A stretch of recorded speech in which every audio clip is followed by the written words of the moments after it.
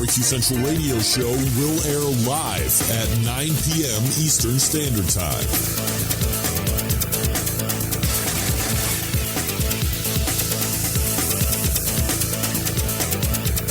The Barbecue Central radio show will air live at 9 p.m. Eastern Standard Time. The Barbecue Central radio show will air live at 9 p.m. Eastern Standard Time.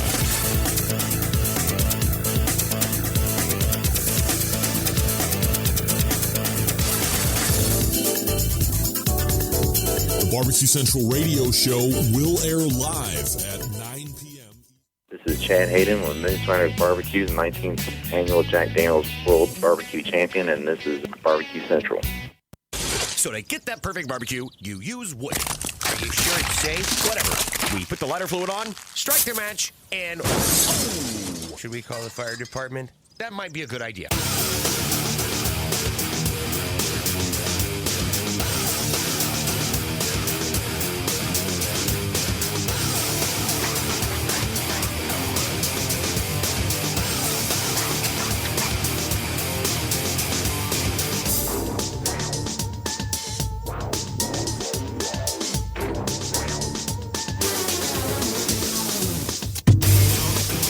All right, good evening and welcome to the really big Barbecue Central show. This is the show that talks about all things important in the world of barbecue and grilling, broadcasting live and direct from the Rock and Roll Hall of Fame city of Cleveland, Ohio. It is the barbecue capital of the North Coast. I am your program host, Greg Rempe. Happy to have you aboard here on your Tuesday evening. If you want to jump in on the show tonight, more than happy to have you. It's a phone call. 216-220-0966. You can also email the show, Greg at thebbqcentralshow.com. Anything else you want to find out about the show can be found at the main website, thebbqcentralshow.com. And here's what's happening in case you didn't get the newsletter. Coming up in about 13 minutes from now. Vacant for the past 2 months in a row, but here to assume his traditional every second Tuesday of the month segments, Meathead Goldwyn of AmazingRibs.com. From all accounts, the most heavily trafficked website as it relates to barbecue and grilling. So if you are listening right now and you've never visited, head on over and see what it's all about, and then you'll be able to take in the fun and frivolity that Meathead and I will ensue in over the next couple segments.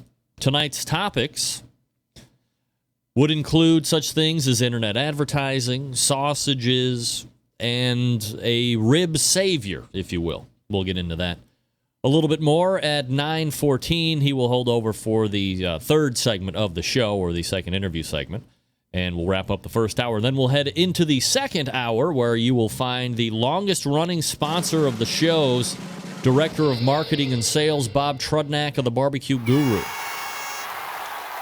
Number of topics to get into with Bob this evening, not the least of which is what is going on with the Onyx oven, what is going on with pit temperature control devices, things of this nature. So we'll get a broad spectrum review of all of the offering portfolio items that the Barbecue Guru currently has, what they might be working on. I'm always looking for the scoop when it comes to Bob, and usually he's like, nah. But we'll see what happens tonight. You never know with Bob. And then helping me close out the show, in my effort to keep Texas in the hearts and minds of competition barbecuers, the pitmaster of Republic Barbecue, Brett Bourne, will be joining us. Brett, a fresh 8-time grand champion as of his win this past weekend. I believe, if I'm not mistaken, 6 grand championships. 6 reserve grand championships as well. So he is trying to track down Kit Polk of Canned Heat and the Lone Star Barbecue Society Team of the Year race. So looking forward to getting to know Brett Bourne a little bit and recapping his weekend and all that good stuff. So there you go, 216-220-0966, Greg at thebbqcentralshow.com.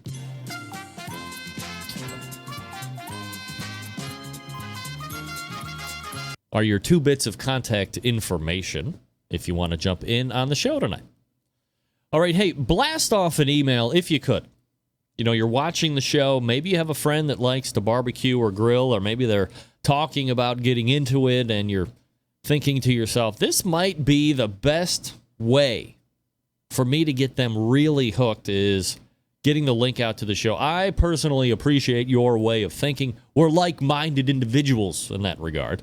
So blast off an email or make a Facebook post or get on the Twitter and let everybody know the show's on. A couple different links to send them to. If you know they only like audio and they have no use for video whatsoever, or maybe they're driving in their car, more and more people hooking up the aux cord or going Bluetooth Audio Jones on that situation and listening to the internet like it is streaming in the regular radio stations of their automobile or truck, depending on what you drive.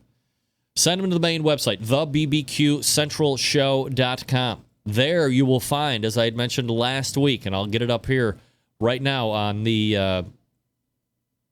oh, look what I've done. Here we go. See, this is the newly revamped website right here. You have this really large on the air. So if you click on that, it brings you to the tunein.com page for the Barbecue Central show. You will get the live stream from 9 to 11 every Tuesday.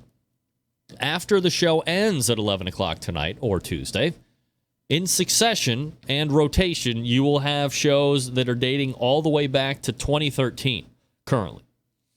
So you can catch up on a bunch of old shows. Chances of you getting a rerun are slim to none. However, in my effort to be completely contradictory, the day after the live show, which is Wednesdays, starting right after the show ends, because I'm, recording this show as well for podcast listeners. This show goes up right away, right around 11:55 in the evening, and then for 24 hours after the fact, so all day tomorrow, you will get this show that is airing right now, the September 8th show, I believe it is. You'll get the September 8th show all day tomorrow. So now it is live stream as it happens, so you can't fast forward, but bump in and see what you think if you mix it. So, but this is what the new website looks like. So you have the big on the air button in the center. You have the video link right here off to the right where it says the Outdoor Cooking Channel, and then you can navigate from there. A lot of people were asking about the newsletter link. We moved that. It's up here at the top right of the navigation, so there you go. Very fun, very exciting, all this good stuff. So that's where you want to send people to if they're interested in watching the show tonight. Now, maybe they are interested in the video. So am I. I would love to do some video stuff, so why don't we do that? Tell them immediately to head on over to outdoorcookingchannel.com or directly to outdoorcookingchannel.com/watch-now. And you can be right there taking this show in on your computer screen. If you have Roku or some other Internet Protocol television devices, you can go to those particular app stores, download Outdoor Cooking Channel if the app is there, and you can watch it right from the comfort of your television as well. All right, so a couple quick things here before we get to Meathead in the next few minutes. I want to give a big mention to the pitmaster of the American Dream Barbecue team, David Qualls, for helping me execute the best brisket I have done to date. And quite frankly, I couldn't have done it without him.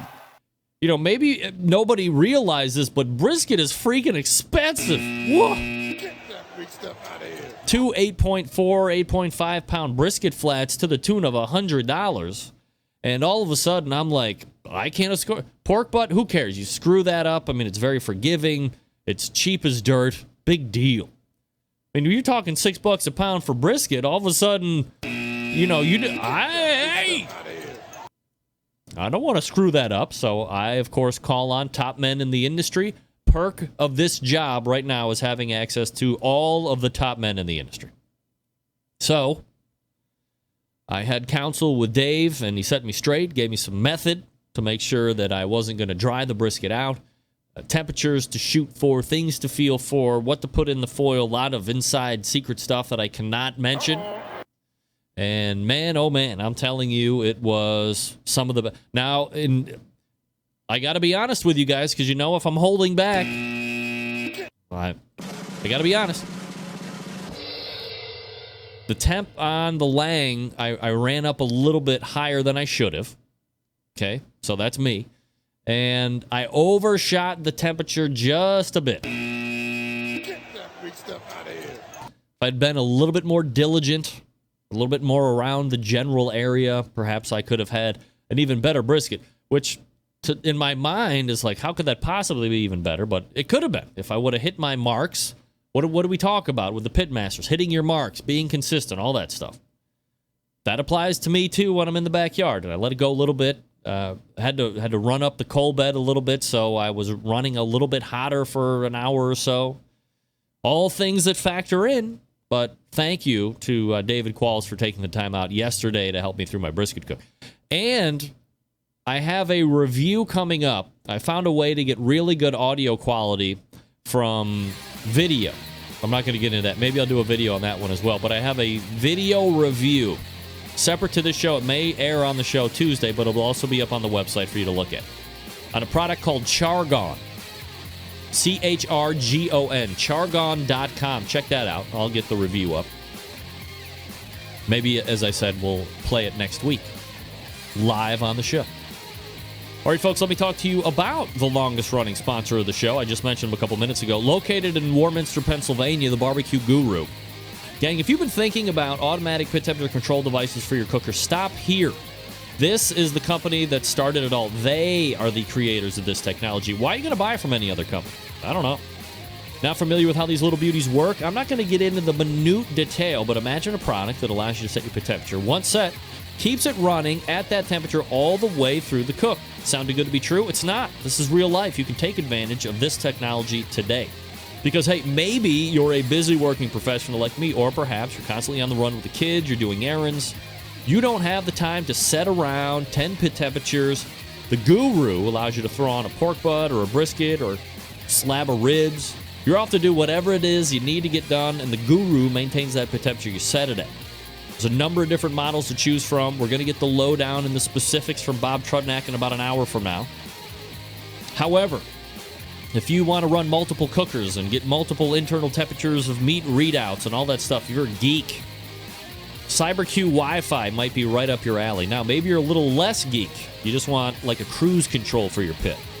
Maybe the Party Q is something you should look at. $149 for most cookers. It underwent a bit of a facelift a handful of months ago. $149. Easiest point of entry for pit temperature control devices. Self-contained package, runs on AA batteries, can go from cooker to cooker to cooker. It's simply to use. Now, maybe you're in the market for a cooker. And we'll be talking with Bob Trudnak about this Onyx oven. What's going on with the Onyx oven? We'll get the lowdown here tonight. Do yourself a favor. Head on over to thebbqguru.com and check out their products. If you have any questions about what to order, call them directly. 800-288-GURU. That's 800-288-GURU. They'll make sure you're outfitted with exactly what you need to get you up and running right out of the box. 800-288-GURU or visit thebbqguru.com. The Barbecue Guru is a breakthrough in barbecue technology. All right, we are back with Meathead Goldwyn of AmazingRibs.com coming up in just a few short seconds. I'm so excited, I can't believe it. I can't even talk. More to come. Stick around. We'll be right back. Hang on.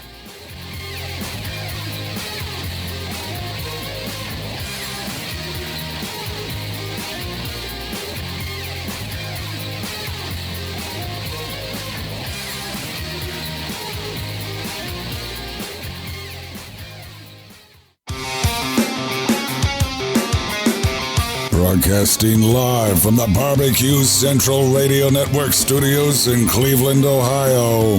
You're listening to the Barbecue Central Radio Show. Once again, here's your host, Greg Rempe. All right. This portion of the Barbecue Central Show is brought to you by Sam's Club National Barbecue Tour. What the hell happened to my screen here? Fuck. 31 cities, $500,000 in cash to be won. The next stop on the tour is this Saturday, September 12th, 2015, in Kansas City, Missouri. Local event that will send the top 6 teams to the Midwest City, Oklahoma Regional. That'll be on September 26th. To find out more about the Sam's Club Barbecue Series, check the results, or perhaps to register your team to compete, you can visit kcbs.us/Sam's Tour. Trying to get my Skype reloaded here. Completely cratered as I go in. My next guest can be found here on this show, typically the second Tuesday of each and every month. Although the last Tuesdays, dicey. Dicey at best. Actually, dicey doesn't even begin to describe what's been going on. Nevertheless, live from the windy city of Chicago, Illinois, my friend and yours, Meathead Goldwyn, joins us here on the show. Meathead, how are you, buddy? Hey, it's good to be back, Greg. I missed you. Hello, Centralites. Meathead, what the hell is going on where you're missing 2 months in a row? I was send out the Amber Alerts and SOS, and Meathead is sold out altogether, and he's not doing your show anymore because he's multimillionaire. I mean, what's going on with AmazingRibs.com? I've had the lost summer, Greg. It's just been... we've made videos. I got into the... I am not Guy Fieri. I just have I have a face for radio, Greg. I had to be Join the club. In the podcasting business. But we made 15 videos this summer, and writing scripts, producing, directing, starring in them, and trying to do broadcast quality. I think we've done something a lot better than what's out there. Anybody goes to AmazingRibs.com, clicks on the video tab, you'll see a bunch of them. And I'll be putting up the blooper reel any day now. It's better than the real stuff, but it just ate up a lot of time in my book, and I'm exhausted. I'm an old man. I'm tired. So you are. What did you like best about the video stuff? My co-star. I had a really pretty blonde co-star. Oh shit, you did! Holy moly! What was her name? Alada. A lot of Jenny Johnson. She's out of the Boston area. She does cooking shows in the Boston area, and she's a celebrity up in that area. She's not well known around the country, but she's a real video pro. And I'd never done this before, and having somebody by your side who can coach you up and tell you what to do and how to do it and where to look really helped. What else really helped, Meathead? Alcohol. No, she's super hot. That helped as well. More than once, when she saw my attention span waning, she'd lean up against me from behind. Oh, yeah, now we're talking. Little friction. Like it. What did you like least about production? Well, it seemed we shot for 5 separate days, 3 to 4 videos a day, and managing all of the loose ends. We had 15 people on the set. It was 85 to 90 degrees every single day. It was just scorching hot. But it was fun. It really was. It was a real education. I learned a lot. I know a lot more about TV and video production now than I ever did before. And we did good work. There's some really good stuff there. All right, where can people go to see you on video with a hot chick? AmazingRibs.com, and then there's a tab across the top that has all our table of contents. Just click on videos. All right, easy enough. Meathead Goldwyn joining me here on the show, as he just mentioned. AmazingRibs.com is his website if you want to check it out and you've never been there. Do you have a wiener on your head? Yeah, we thought we'd talk about sausages tonight, so I brought my sausage hat. All right, now, one thing that I know you're passionate about for the time being is Robert Wright, who I guess you have either named him or he has been dubbed the Rib Savior. Well, I'm sure most of your audience has seen the video. This is a guy out of Fresno. He's in an apartment. The apartment next door catches on fire. His place is filled with smoke. He runs in, pulls his old grandma and his wife, who's pregnant, and his kids out, and gets everybody out, and then realizes, holy cow, I forgot my ribs. And he runs back to the grill, which is covered in smoke and practically engulfed in flames, and salvages a slab of ribs. And the TV camera guy shows up, and he's standing there with a fork holding a slab of ribs, giving this interview how he saved the ribs. He wasn't going to be without his ribs. And I looked at this and I said, this is my brother. He's homeless, destroyed all his possessions. So we started a GoFundMe campaign for him. There's a link on our homepage if anybody wants to help Robert Wright, help him get back on his feet. We got about $4,000, and the folks at Tony Roma's Ribs donated a bunch of barbecue to him, and we're trying to help out a barbecue brother who's got a bit of bad luck going on. Has he been in contact with you at all, or? Oh yeah. Yeah. So, like, are you guys have a budding friendship going on, or what? We're in touch. I mean, the biggest question is when can I get the cash? Yeah, no shit. Well, if you're going to give me $4,000, meathead, we're going to be even better friends than I thought we were going to be. Yeah. Hey, you and I got a bottle of wine with your name on it. I know. You got to get your butt over here. It's a struggle the likes I have never thought would be encountered, but don't worry, we have time. We have a little time left. Is it going to turn yet? I don't know. I forget. I forget what the heck vintage it is now. Wasn't it a 6? Wasn't it a 2006? No, it goes back into the 90s. No way. Or 80s. No way. Yeah. That's Silver Oak? Yeah. Silver Oak, no, Cabernet. 80s. In a Magnum. Yeah. And I think it's from the 90s. All right. I'll bet it says 2006 on it. Because my favorite wine ever was a Silver Oak Cab 2001. That was like the best year of Silver Oak. Older than that. Because I got out of the wine business in 2000, and I had it by then. Really? Yeah. All right. I'll go check. All right. That is completely unimportant except just to you and me. And, well, I guess in the end, that's most important of all.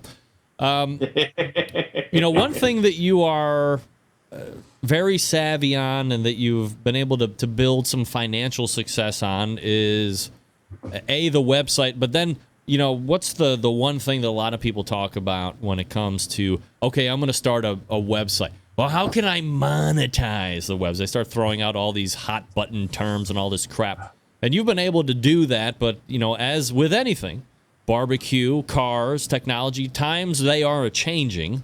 So if you could, pull back the curtain a little bit, when you started and monetizing your website and how that has kind of changed over the course of time. Well, we both know a lot of people, yourself included.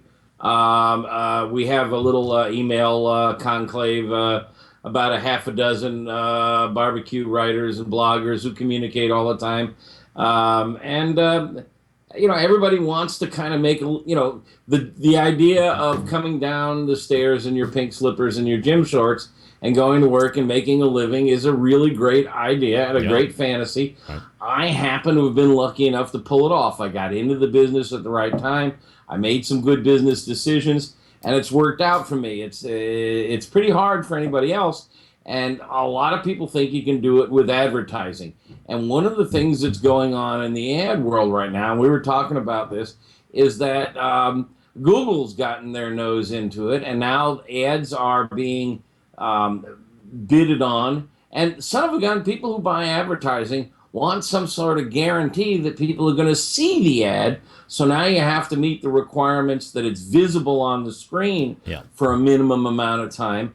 And rates are going down, requirements from the advertiser going up. And the old idea that you could maybe make a living just off of advertising is kind of drying up. It's not that easy anymore.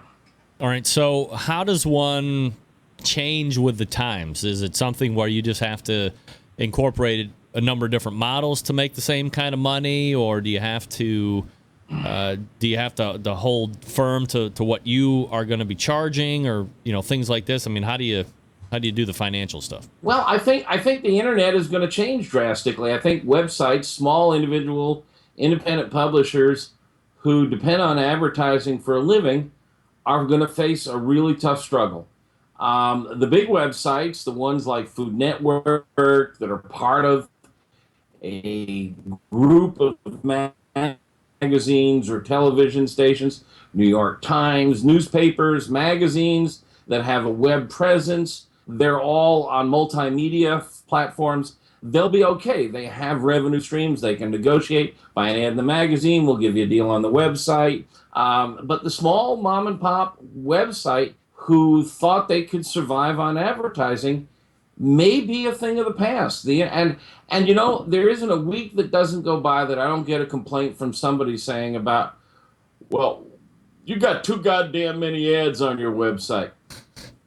You know, I mean, you got to pay the bill somehow. And we've been really, really better than a lot of websites. We're very careful. All the ads are across the top and down the right.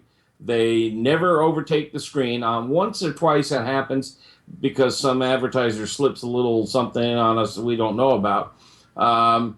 We don't have ads floating in the body of the text. You don't have ads when you scroll down, and you know the text doesn't have ads over keywords and stuff.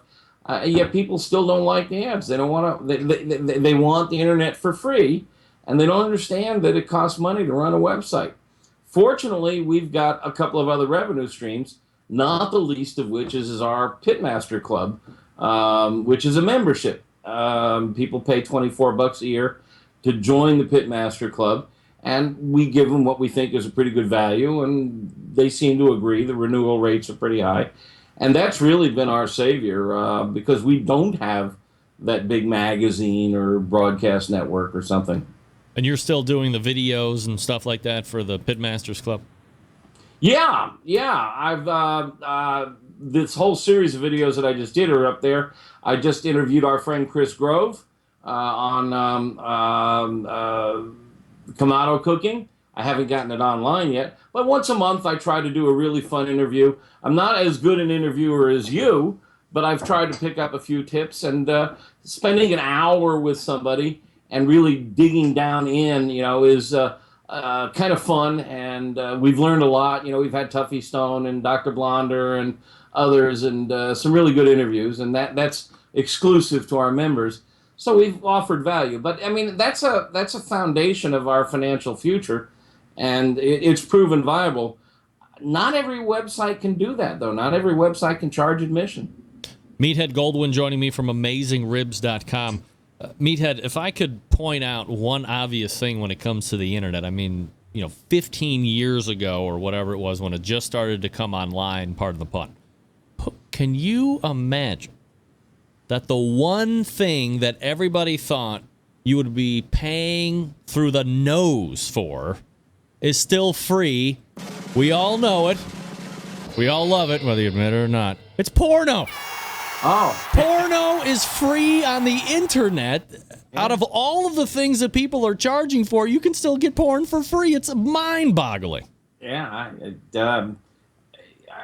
their business model seems to be if you like it, then you'll pay for it. It must be working for them. I'm telling you. It's similar to my business model, only I don't take my clothes off.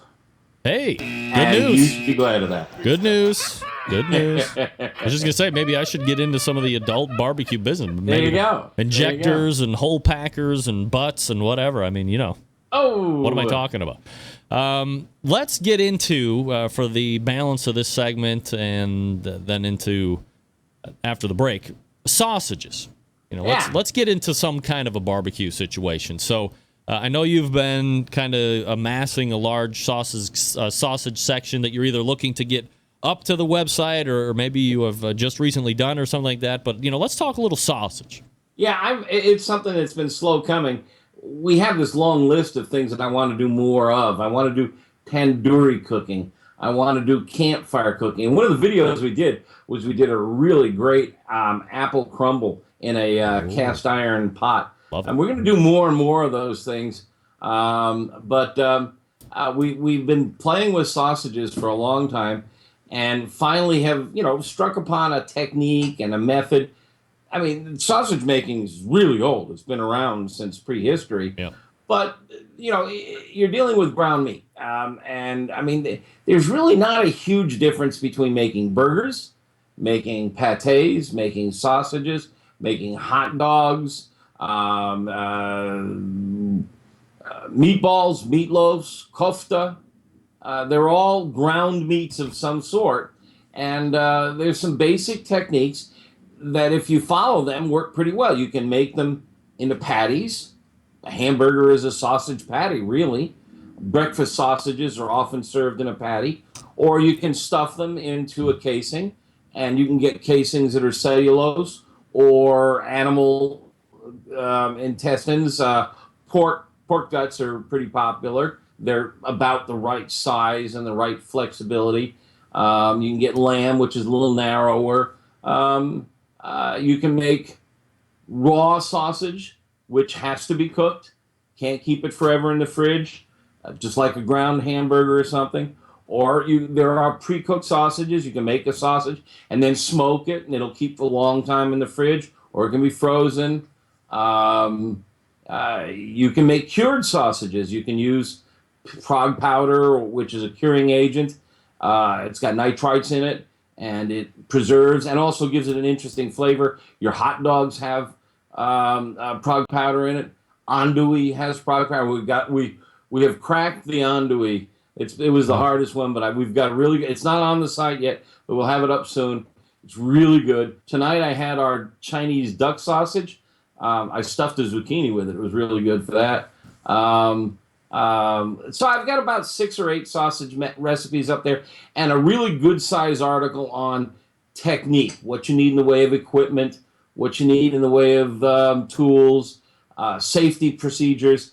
And it's really not all that hard to make a sausage. You can make the classic kinds. You can make a breakfast sausage, you can make a bratwurst, or you can make your own. I mean, it's really, the sky's the limit. In Italy, there must be 1,000 different sausages. Have fun. When you talk about nitrites, do people get all crazy and, oh, I'm going to get cancer, or you're going to make me bleed out of my eyeballs or something like this? I don't have the article I wrote a long time ago at my fingertips, but the research that was done on nitrites, which is it's a compound that is used to keep botulism at bay. Botulism likes to grow in anaerobic environments. It's a problem with some sausage making, and they discovered early that saltpeter would work. The active ingredient was nitrites. They create eventually a product called Prog Powder No. 1 or Prog Powder No. 2 came out. They have nitrites or nitrites and nitrates, and they both act as preservatives. And they're what gives corned beef its pink color. They're what gives hot dogs its pink color. They're common in lunch meats. And they're not really necessary in the sense that refrigeration can keep product a lot longer. Nitrites were used before refrigeration, but it does change the color and the flavor somewhat, so it's still used. The research that was done back in the 70s that found it to be a carcinogen has been repeated several times since then and found to be flawed. I do have an article on this that documents it. Even the World Health Organization has come out and said, it's okay. Nitrites are not. In fact, it's in spinach. It's in rainwater. It's all around us. You'd have to eat 3 hot dogs a day for the rest of your life to have a real problem with it. Oh. The issue is you just don't want to use too much of it. And that's part of it. When you make too much of anything, or too much water, you'll drown. Yeah. You don't want to use too much nitrite when you're making an andouille sausage. So you need to know the right amounts to use, and there's a little bit of science involved in that. And I think we've got that pretty well down, and we'll coach folks up on it. But I think it's really been well documented. And, it's like anything else. Somebody gets accused of harassing someone, and then she drops the charges.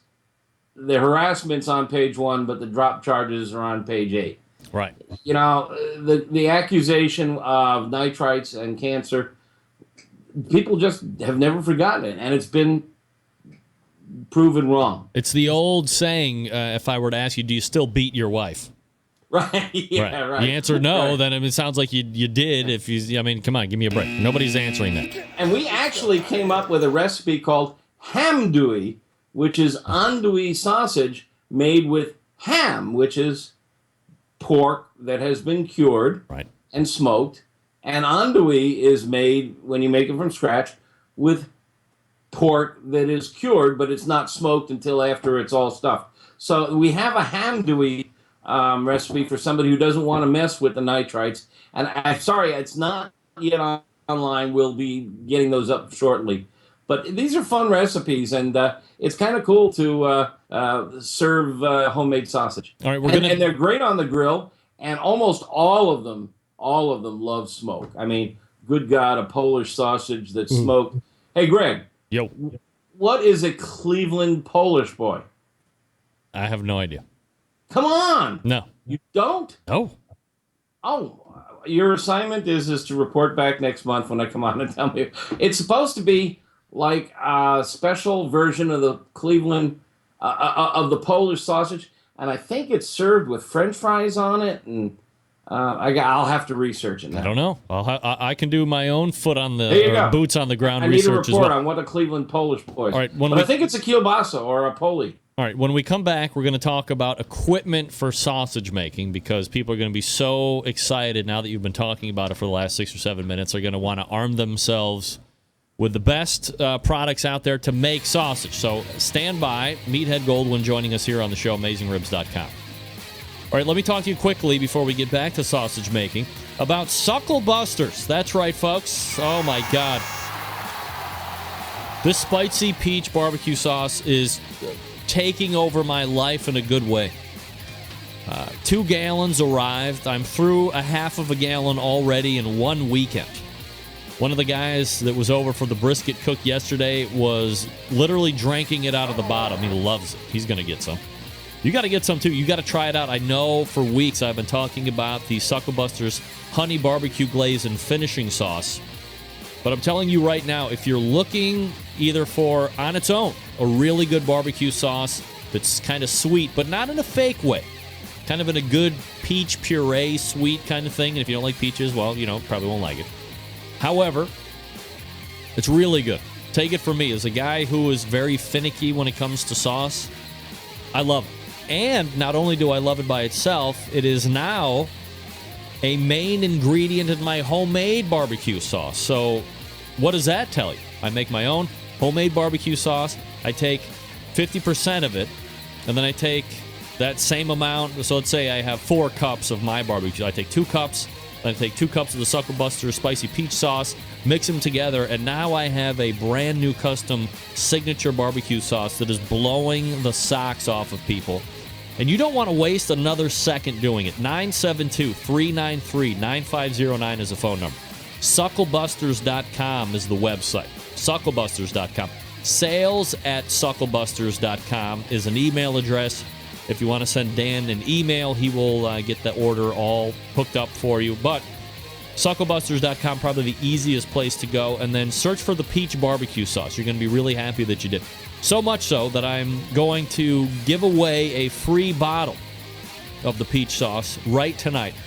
Shoot me an email, and in the subject line, put Meathead. That's right, Meathead will win you a free bottle of the spicy peach barbecue sauce. And it's not overly hot, so if you don't have a real seasoned heat palate, don't worry. I mean, this stuff is great. You're gonna thank me for it. The honey barbecue glaze and finishing sauce is really good. I'm telling you tonight, it's all about the peach barbecue sauce because nobody can stop talking about in Cleveland right now as I dole it out to the general public. Ne'er-do-wells included. Sucklebusters.com, that's sucklebusters.com. We're back with Meathead Goldwyn in 15 seconds. Stick around, we'll be right back.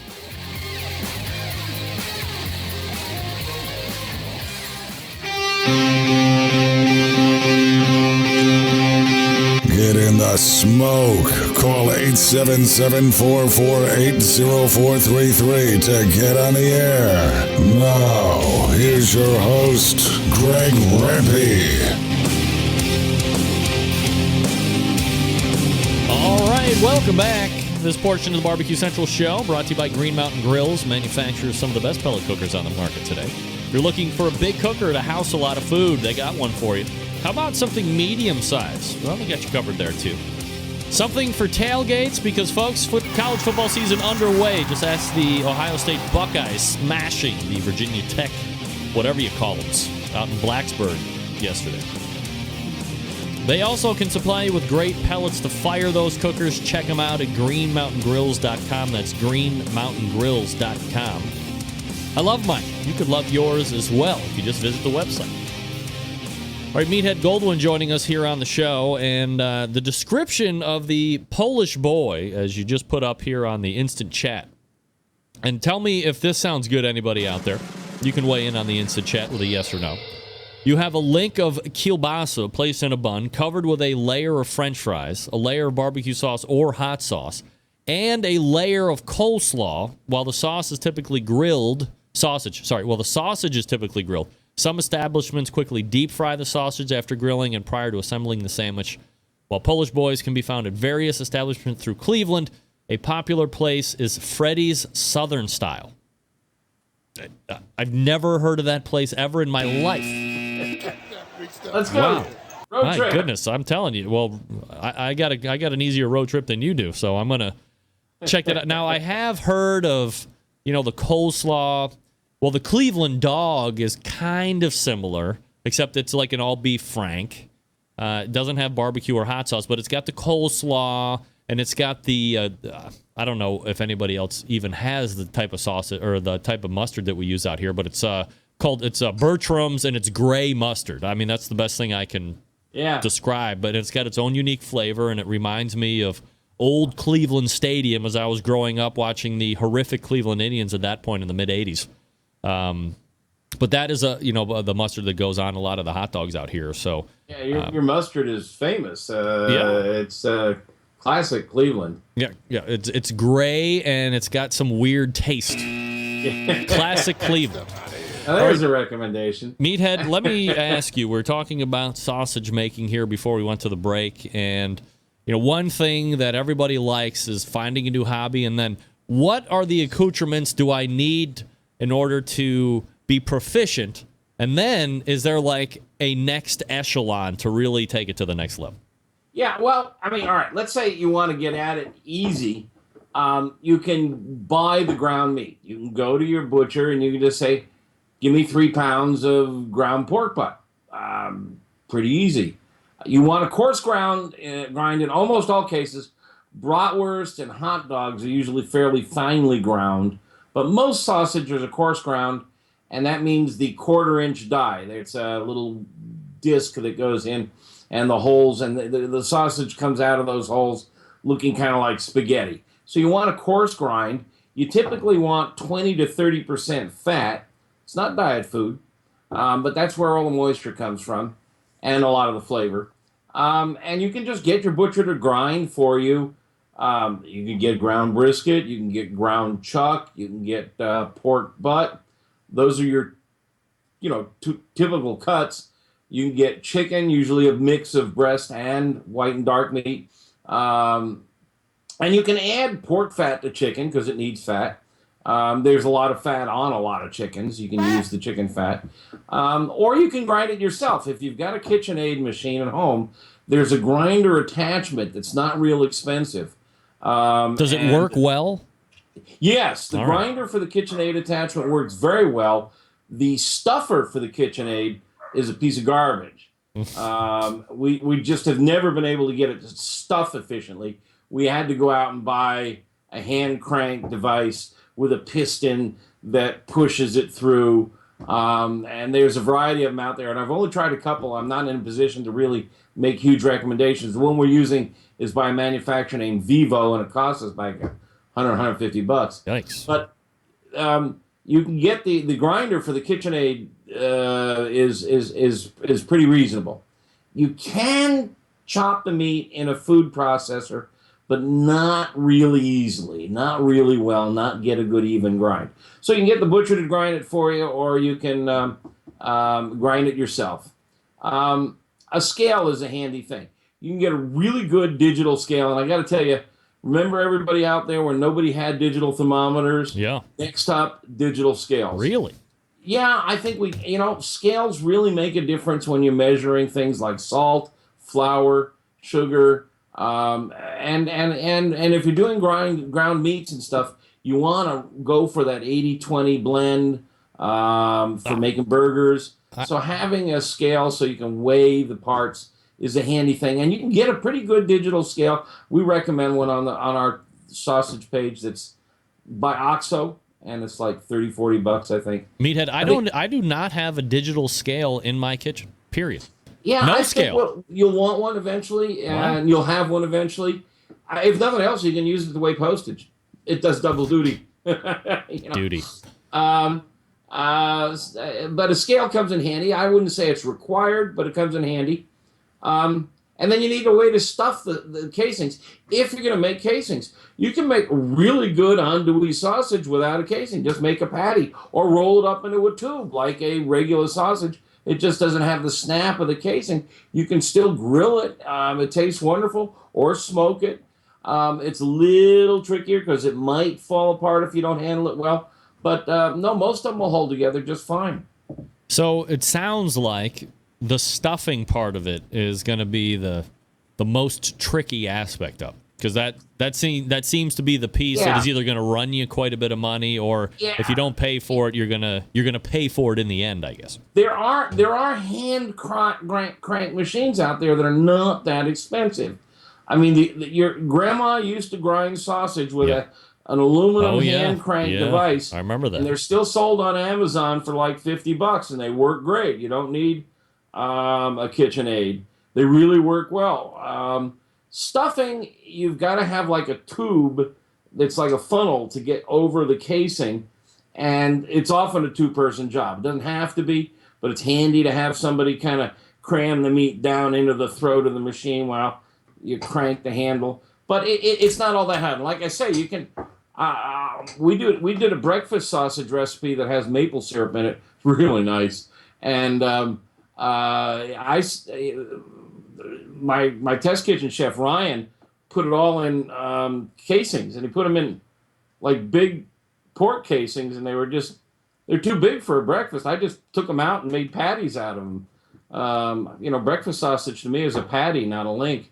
So, do you need to keep a staple amount of seasonings and spices for sausages, or is that just up to the individual? They're not too weird, although so much of the traditional classic sausages have their roots in ethnic cultures. Like bratwurst has mace in it, sage, savory, not on everybody's spice rack. But Italian sausage, fennel is the dominant flavor.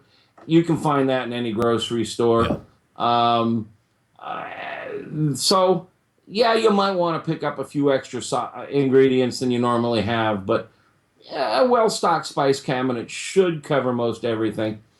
You can skip a few things, and you can make your own invention. We were playing with the Greek Lukaniko, which is one of my favorite sausages, and it's got wine in it and orange zest, and we just kind of went crazy and started putting everything in it. It was really good when we were done, and of course we didn't get all the ingredients written down, so. That happens. Meathead Goldwyn joining us here on the show, AmazingRibs.com, his website here. We're talking about sausage. So once we have it made, whatever we're using, whether it's the brisket you were talking about or pork butt or what have you, and we get the sausages made, now we come really to a tipping point, which is how to properly cook the sausage. Are we going to put them in a bathtub of sorts? Are we grilling over high heat? Are we grilling over low heat? Are we smoking them on an offset smoker and barbecue? I mean, what are we doing here? Yeah, and let me come to that, but I meant to address Patrick Paquette's question out of the chat room, and he was asking about Texas barbecue sausage. Yeah. In Elgin, and it's not Elgin, it's Elgin. They're famous for what they call hot guts. And my last trip to Texas, I went down there, and I hooked up with Barry Sorkin from Smoke Barbecue here in Chicago.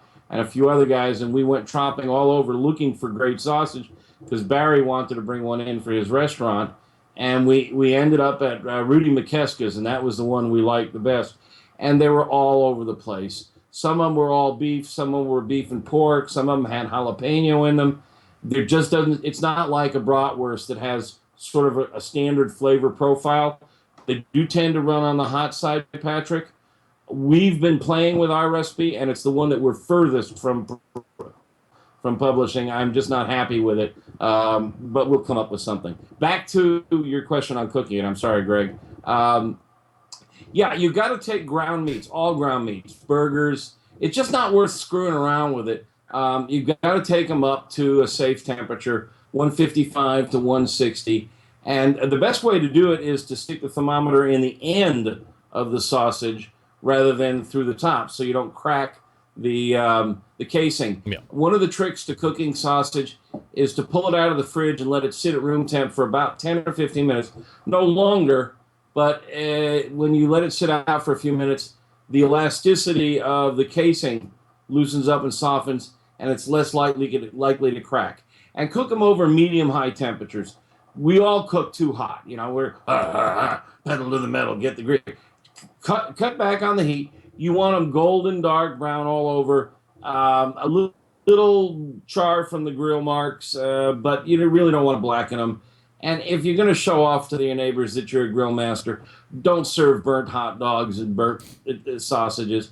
Get them deep golden. Set up in your usual two-zone system. So you got a safe zone off to the side. You can get them going. If they're starting to blacken or starting to get too hot, you can move them over. And something else I like to do, which is totally weird, is I put them parallel to the grids on the grill. Most people lay them across the grill so that they get horizontal stripes on them. Yeah. I put pinstripes on them. That way I can just roll them one grid over another. Yeah, that's Kinda what like I do. Those hot dog rollers you see in the Kmart. That's what I do. Yeah. I do exactly like you do. It's a vertical stripes. Yes. Yeah. Yeah. And you I kind of bend them so they're straight, and that way I can get a quarter turn each time and get them nice and even. Hit 155 to 160. You're safe. And if you use your thermometer on sausages, you'll be shocked at how juicy they are. Oh, yeah. Because most of the time they're just badly overcooked. Are you not a big believer in the brat tub type of a thing, or do you like that? Actually, I just posted my brat tub recipe. This will not surprise you. I brought Dr. Blonder in on this one. First of all, I wanted to know, does the beer penetrate the casing? Or is this all an affectation? So Blonder got a special dye that he was able to use to soak the brat or cook the brats in, and we could track the dye and see if and it actually does. It doesn't go very far, but it actually does penetrate the casing. And of course, in Wisconsin, the debate, which could get you shot, is: do you simmer first, then grill, or grill first, then simmer? And so, being from Chicago, I do both. I simmer it first in the beer, then I grill it. While I'm grilling it, I take the beer and I add mustard and barbecue sauce and onion and hot sauce. And why waste beer? I turn that beer into a sauce. And then I take them off the grill, put them back in the sauce, and let them marinate in that for a few minutes. And now I've got this wonderful gloppy, oniony, mustardy sauce. And all of this is on our website. And I even did a video of this, how we make our brat tubs. And here we are, football season. Yep. It's brat tub time. Here we go. Meathead Goldwyn can be found here on this show the second Tuesday of every month. His website is AmazingRibs.com. And obviously, sausage section here on AmazingRibs.com is going to be coming fast and furious. So check back often. But as he said, you got the brat tub recipe is up there and in full video. As always, Meathead, the pleasure is mine. Good to see you, Greg. Good to see you, Centralites. There he is. See you in a month for sure, and in between, maybe. You never know. Meathead Goldwyn from AmazingRibs.com. Maybe in between.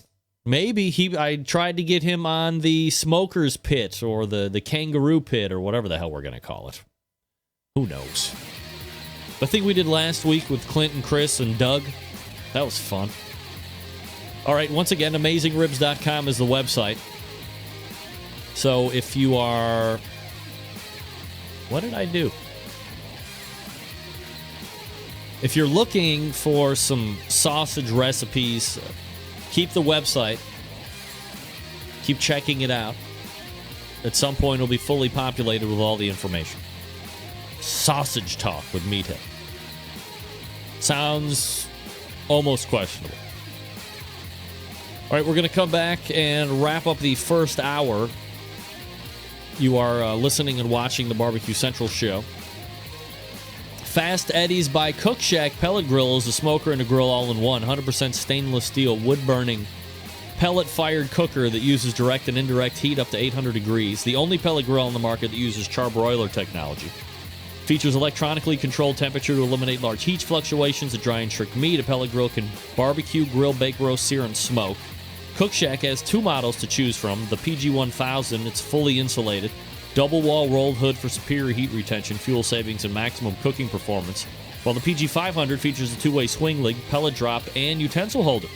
Both of these units have many great features, including 784 square inches of cooking space, easy side-loading pellet hopper, fully automated wood pellet feed system, stainless steel cooking grate on the direct zone side that produce killer sear marks, nickel-plated grills on the indirect and top racks, a drip bucket, a pellet ash drawer, 100% stainless steel construction, a warming drawer, 40 pounds of Cook Shack hickory pellets, and most importantly, a 30-day money-back guarantee. Cook on it all you want for 30 days. You don't like it, send it back. Get your money back. How about that?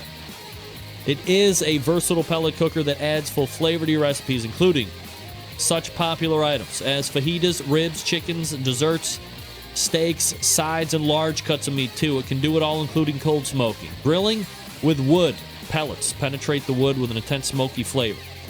When you cook with wood pellets, the fuel is consistent, the smoke more flavorful. For recipes and how-to videos, check out Cook Shack's YouTube channel or the cooking guide on their website, pelletcooker.com or cookshack.com.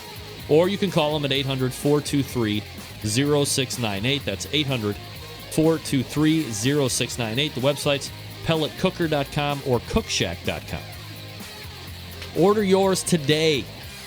Stuart and Fast Eddie were over in England this past weekend, if you can believe it. Wow. All right, we're back to wrap the first hour right after this. Stick around, be right back.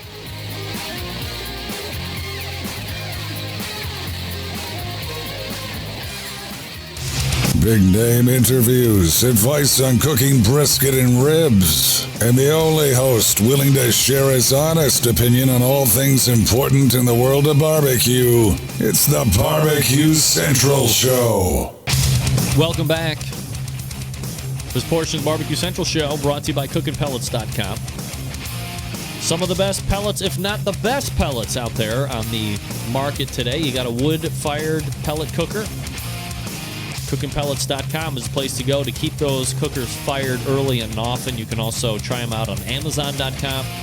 That's CookinPellets.com. Cookin, C-O-O-K-I-N, CookinPellets.com. Or again, you can try Amazon. Sometimes they blow them out of there with like free shipping or reduced shipping. John Dawson weighing in with gray mustard. Greg, that special taste in the gray mustard is the Lake Erie water. That's probably not a lie. Hey-oh! Also, winning the Sucklebuster's Spicy Peach Sauce. And I only have a first initial, and I'm guessing what's the last name. L as in Lima. L Snipes is the winner.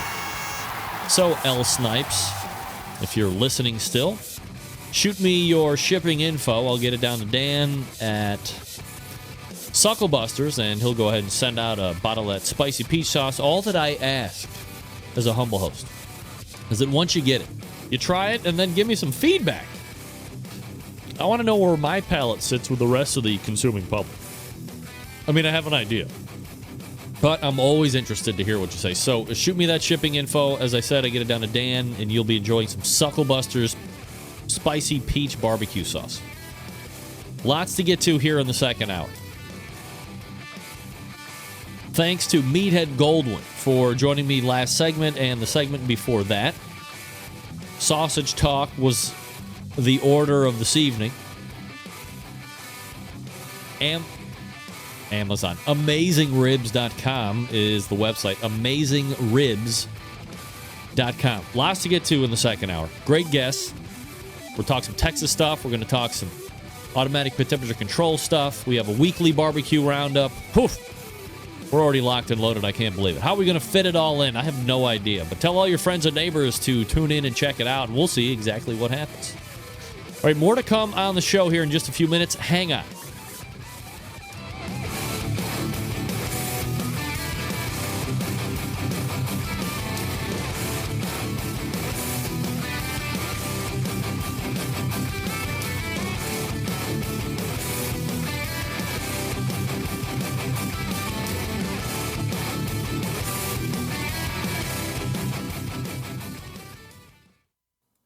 Hi, I'm Johnny Dam, host of the Damage Report radio show. When I'm not falling in love with the First Amendment all over again, I like to sit back, relax, and rub my meat to the Barbecue Central show. And now your host, Greg Rempe. Go, Greg. Yeah, rub that meat.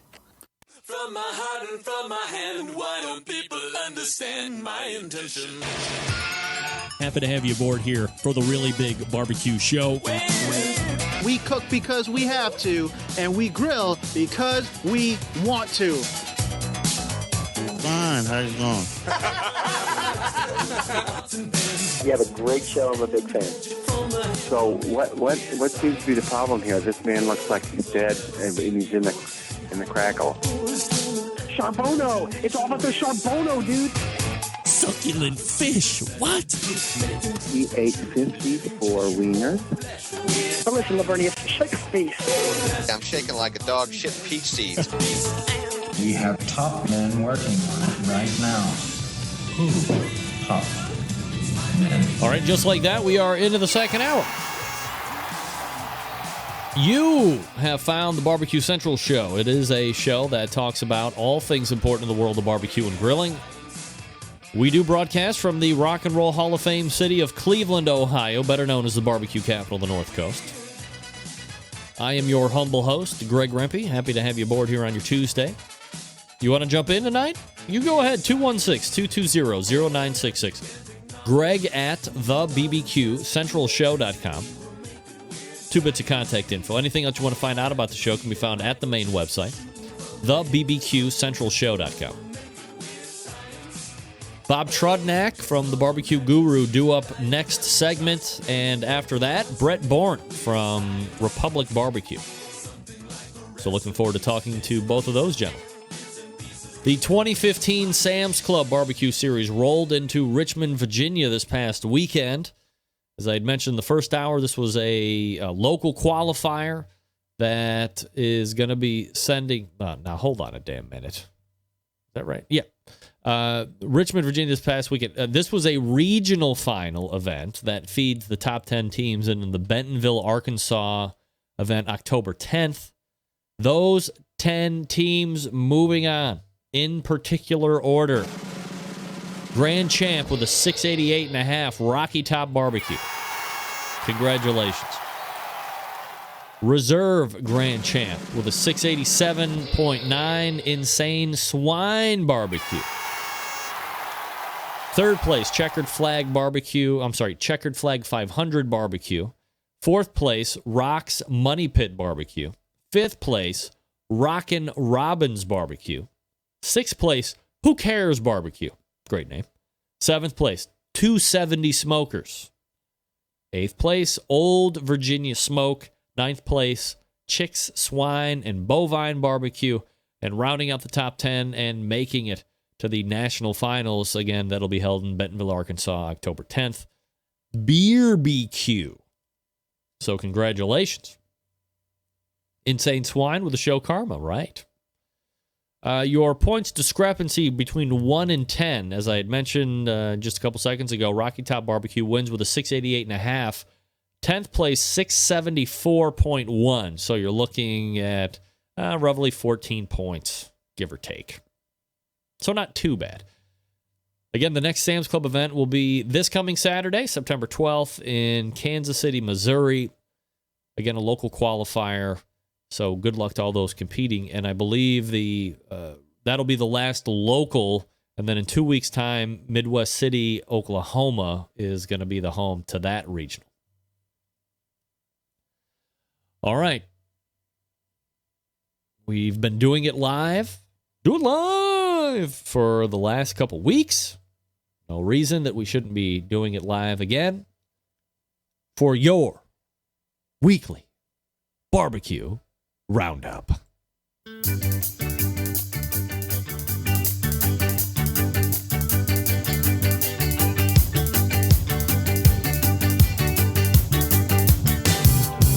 All right, folks. This weekly barbecue roundup covering September 4th and 5th. Finger Lakes Fire and Smoke, Geneva, New York, winning at Good Smoke Barbecue with a 666.2. City of Bedford Blues and Barbecue Festival, Bedford, Texas, winning it. Butcher Barbecue, David, with a 682.8. Sam's Club National Barbecue Tour, we just went over.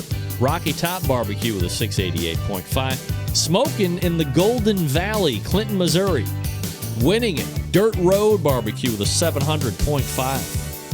Homecoming 2015 Barbecue Cook-Off in Vernon, Indiana. Thunder Hog Barbecue wins it with an astounding 706.2. Wow. Low Country Hog Fest, Charleston, South Carolina, winning it. Smoke on This with a 703.4. Wow, that's a high one, too. 5th Annual Smokin' in the Bogs, Warrens, Wisconsin. Big E Barbecue winning it with a 684.5. Beach Boogie and Barbecue Festival, Myrtle Beach, South Carolina. Smokin' Scully's wins it with a 687.3. Queuing for a Cause in Columbia, Missouri. Winning that one, Smoke on This Barbecue, Missouri, with a 689.6. Next up, Smokin' Brew Barbecue, Parker, Colorado. Another win for Travis Clark and the Clark Crew Barbecue team with a 703.3. Barbecue on the Bow, Calgary, Alberta, Canada. Bordertown Barbecue winning that one with a 671.9. Bears Smokehouse, New England Barbecue Championship, Hartford, Connecticut. Winning that one, Slippery Pete's Barbecue with a 685.7. Septemberfest Barbecue and Ribeye Steak Cook-Off, Challenge, Omaha, Nebraska. Winning it, True Smoke Barbecue with a 684 even. Blues, Views, and Barbecue, a competitor series. No results for that one. Grill Stock London winning it. Bunch of Swines with a 665.0. I believe they've won like every grill stock ever. All right, let's switch over to Texas. IBCA, International Barbecue Cookers Association, the Flip Flop Festival in Port Lavaca, Texas. 60 teams winning it. Kelly Curtis of Panther Creek Cookers. Barbecue on the Banks at the Guadalupe, New Braunfels, Texas, winning it. Brian Kemper, The Leftovers. 3 teams tied for grand champion there. Brisket rank is the tiebreaker. Odd team out was Good Life Barbecue. Let's go to Texas Gulf Coast. No, there's nothing. There's nothing in Texas Gulf Coast. Lone Star Barbecue Society, Kimball County Cook-Off, Junction, Texas. Teresa Edmondson wins Crazy Redheaded Cooker. Her team, that's her first grand champion. Hill County Barbecue and Chili Contest, New Braunfels, Texas. Winning that, my guest coming up here in about 30 minutes, Brett Boren, Republic Barbecue. Fayette County Fair and Barbecue Cook-Off, LaGrange, Texas. 60 teams there. Granding it, Lloyd Moreland with Ogues, or maybe it's Oogs. Ogues or Oogs Barbecue. Here's a new entry for the weekly barbecue roundup. The Pacific Northwest Barbecue Association. Showdown at Juarez Canyon in Oregon City, Oregon. Winning it. Look at this. Longtime Centralite, kicking ass on the scene, Diane Mee. Oh my Lord, look at her. She is going absolutely crazy out there, having a wonderful season. Congratulations to Diane Mee. Florida Barbecue Association, nothing to report as of about 3 or 4 hours ago on their website, flbbq.org. All right, that's going to do it for this week's version of the Weekly Barbecue Roundup. I am your Weekly Barbecue Roundup reporter, Greg Rempe. Now back to me and more of the show.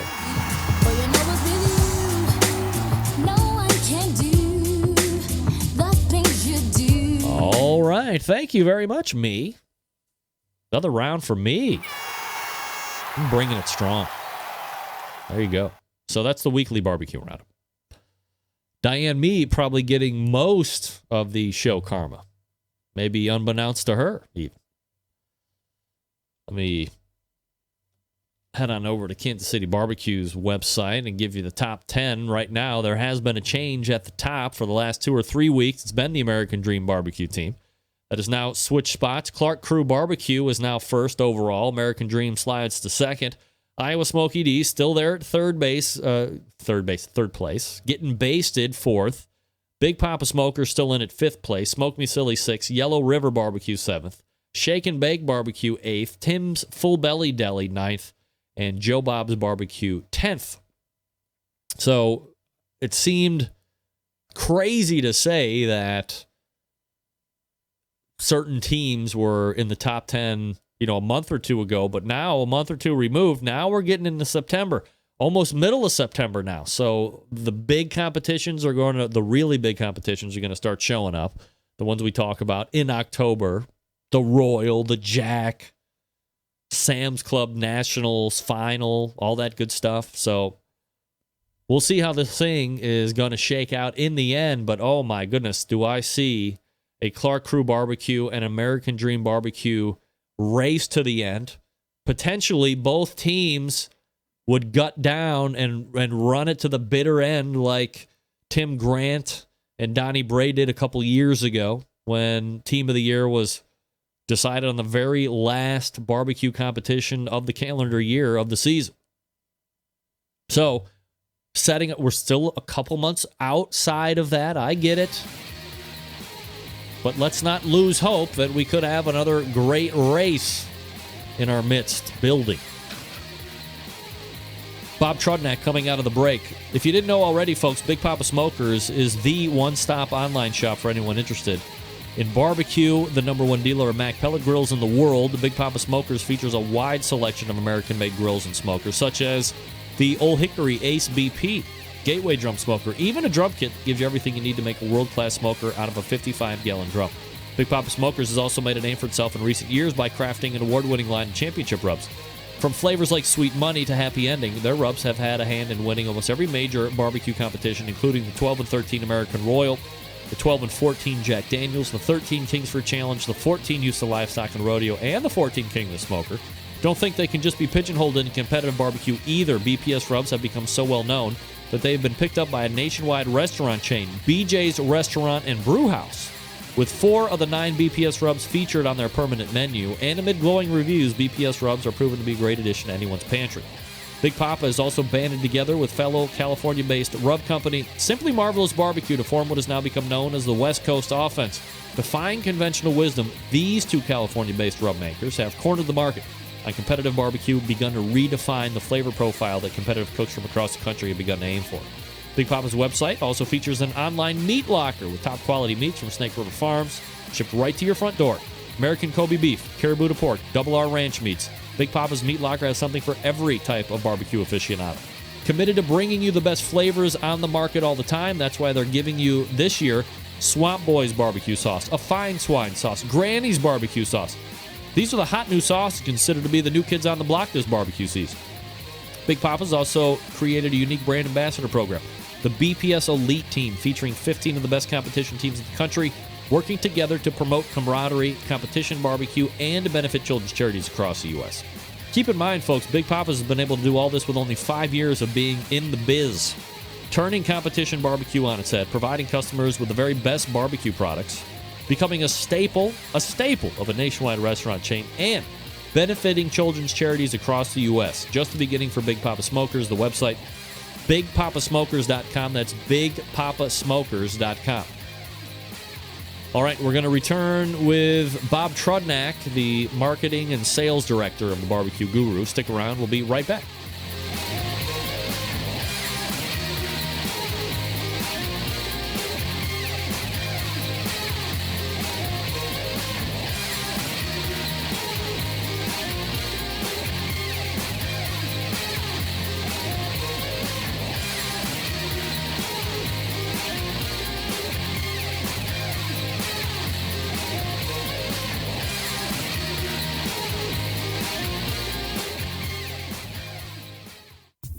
Broadcasting live from the Barbecue Central Radio Network studios in Cleveland, Ohio. You're listening to the Barbecue Central Radio Show. Once again, here's your host, Greg Rempe. Welcome back. This portion of the show is brought to you by iGrill, makers of the most advanced Bluetooth grilling thermometers out there in the country today, maybe the world. Monitor the temperature of whatever you're cooking from up to 150 feet away using your iOS or Android device. Use code CENTRAL for 15% off your purchase. That's CENTRAL, CENTRAL, at iDevicesinc.com. That's iDevicesinc.com. Grill with precision. My dad got his iGrill Mini. Used it twice over the weekend. Says it's absolutely unbelievable.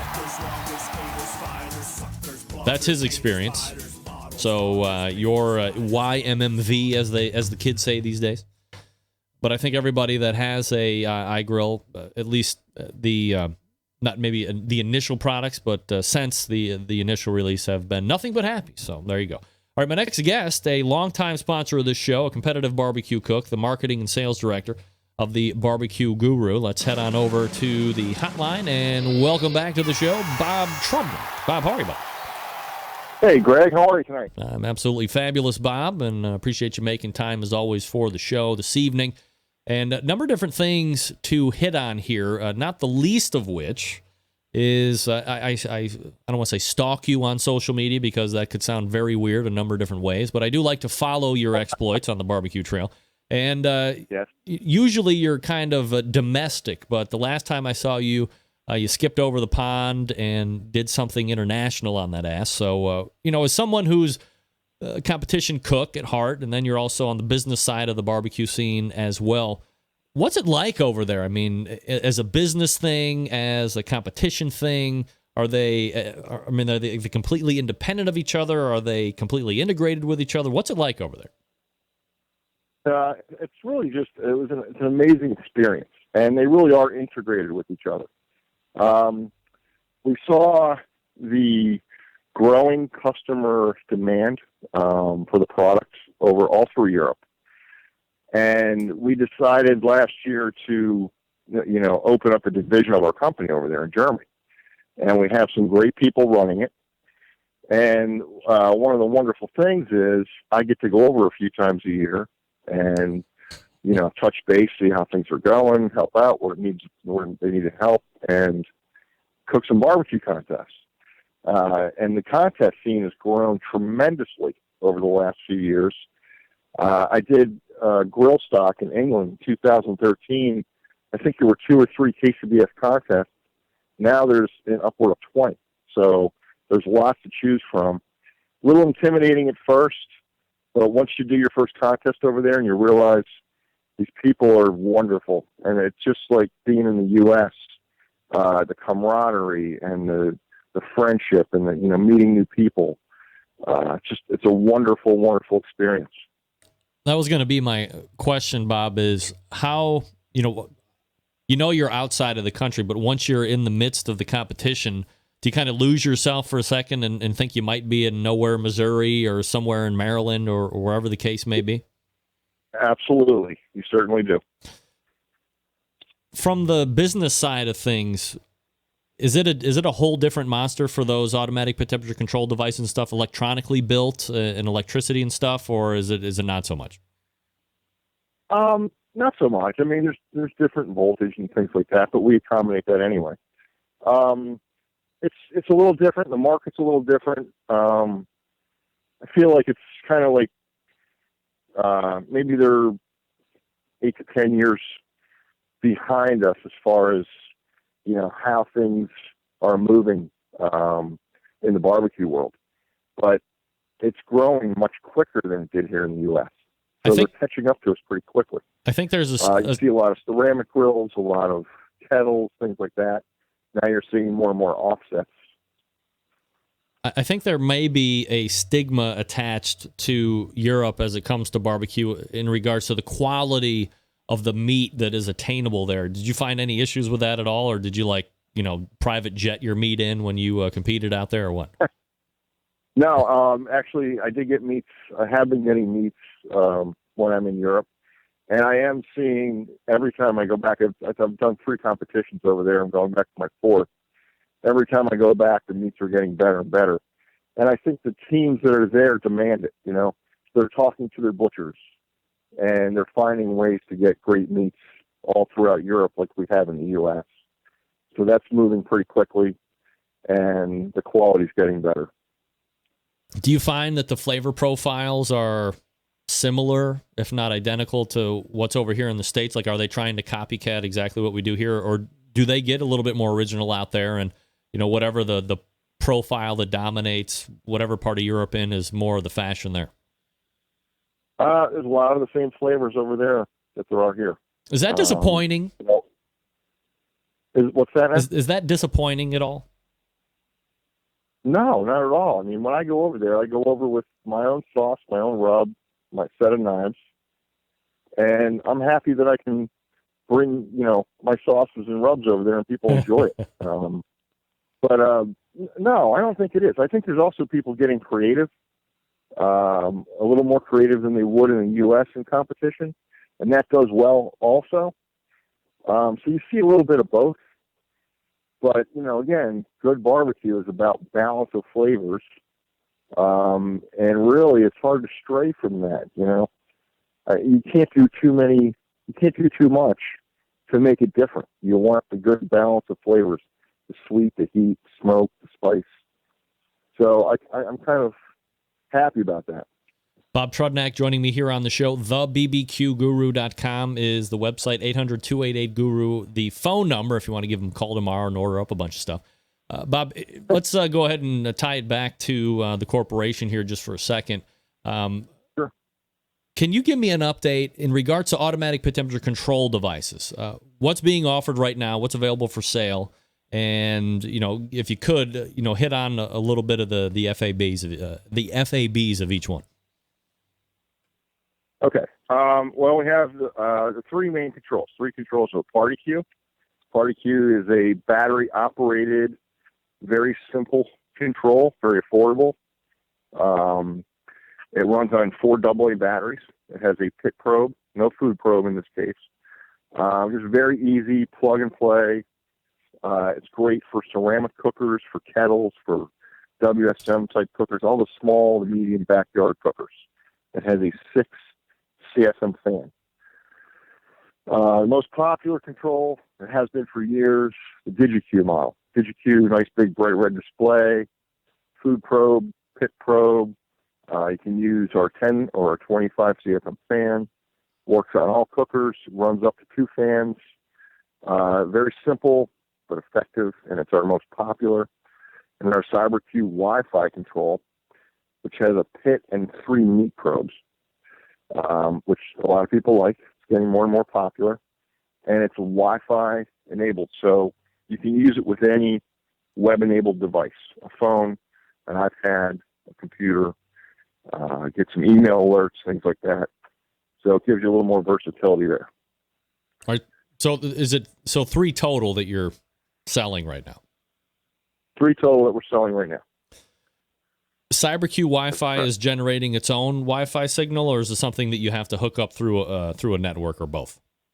Well, it serves its own web page, but you do have to use a router.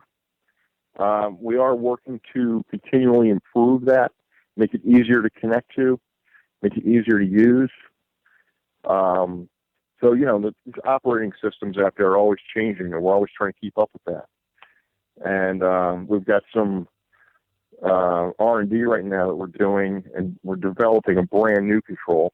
And I know it's another tease, but we're developing a brand new control for 2016. It's going to be state of the art, the best thing you've ever seen on the market. I know when you are visiting the Barbecue Guru webpage, or this is just the feeling that I'm getting is, maybe you might be looking to kind of take the average griller, the guy on the periphery, maybe pull them into the barbecue scene a little bit more. I guess, am I right on that feeling? And if so, what are you doing to try and convert them? Yeah, we are. We are. One of the things we want to do, and we love doing, is teaching people how to barbecue, and teach them the basics. So we're not only trying to talk to the guys who've been out there doing it, but we want the people who are grilling burgers and dogs in their backyard on their gas grills to say, hey, you know what? I want to take this a little step further. I want to get a charcoal grill or a smoker, and I want to get some equipment and accessories to do that. But you know what? It's a little intimidating. So we're trying to ease them into it. We're doing a lot of videos. I'm doing basic videos, recipes, chicken, pork, brisket, ribs. We're doing a lot of how-tos on product to try to make it easier for people to understand it. And we're doing a lot of tips and tricks, a lot of simple things that you may not think of when you're just getting started, to just teach people how to ease into that and not be so intimidated by cooking on charcoal. We want to bring more people into the world of barbecue. Bob, one of the things that I forgot to ask about after the temperature control devices was cookers. And for years and years, as you have one on, and there's a picture of you using one right now on the video side of things, is the Onyx oven. And then I got an email from somebody one day saying, oh, I don't know if the Onyx oven is for sale anymore, or maybe it is, maybe it isn't. Where does the Onyx oven sit right now? Okay, here's where it sits. We took a long, hard look at the Onyx oven, and there's a lot of things we love about it. It's a great cooker. But there was some points that I wanted to improve on. So I took a look at the whole thing. I made some changes to it, some significant changes that will make it a better cooker. And we've been working with a couple different companies to actually manufacture it, because we don't manufacture the oven itself. We manufacture the controls. So right now we've got some prototypes. We've been through 3 different prototypes because I want this to be perfect.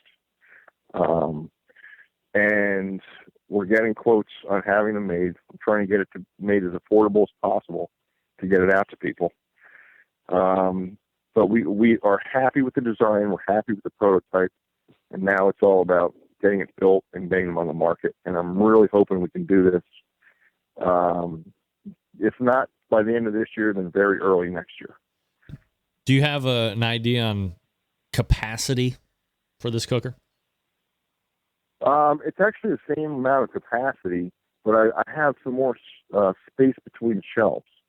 Because what I was noticing on the current model is if you get a good sized pork butt or a big thick brisket, there was, 4.5 inches between the shelves. And, the meat would actually touch the shelf above it. And I wanted to create more space there. So we made it 5 inches taller and created more of that space.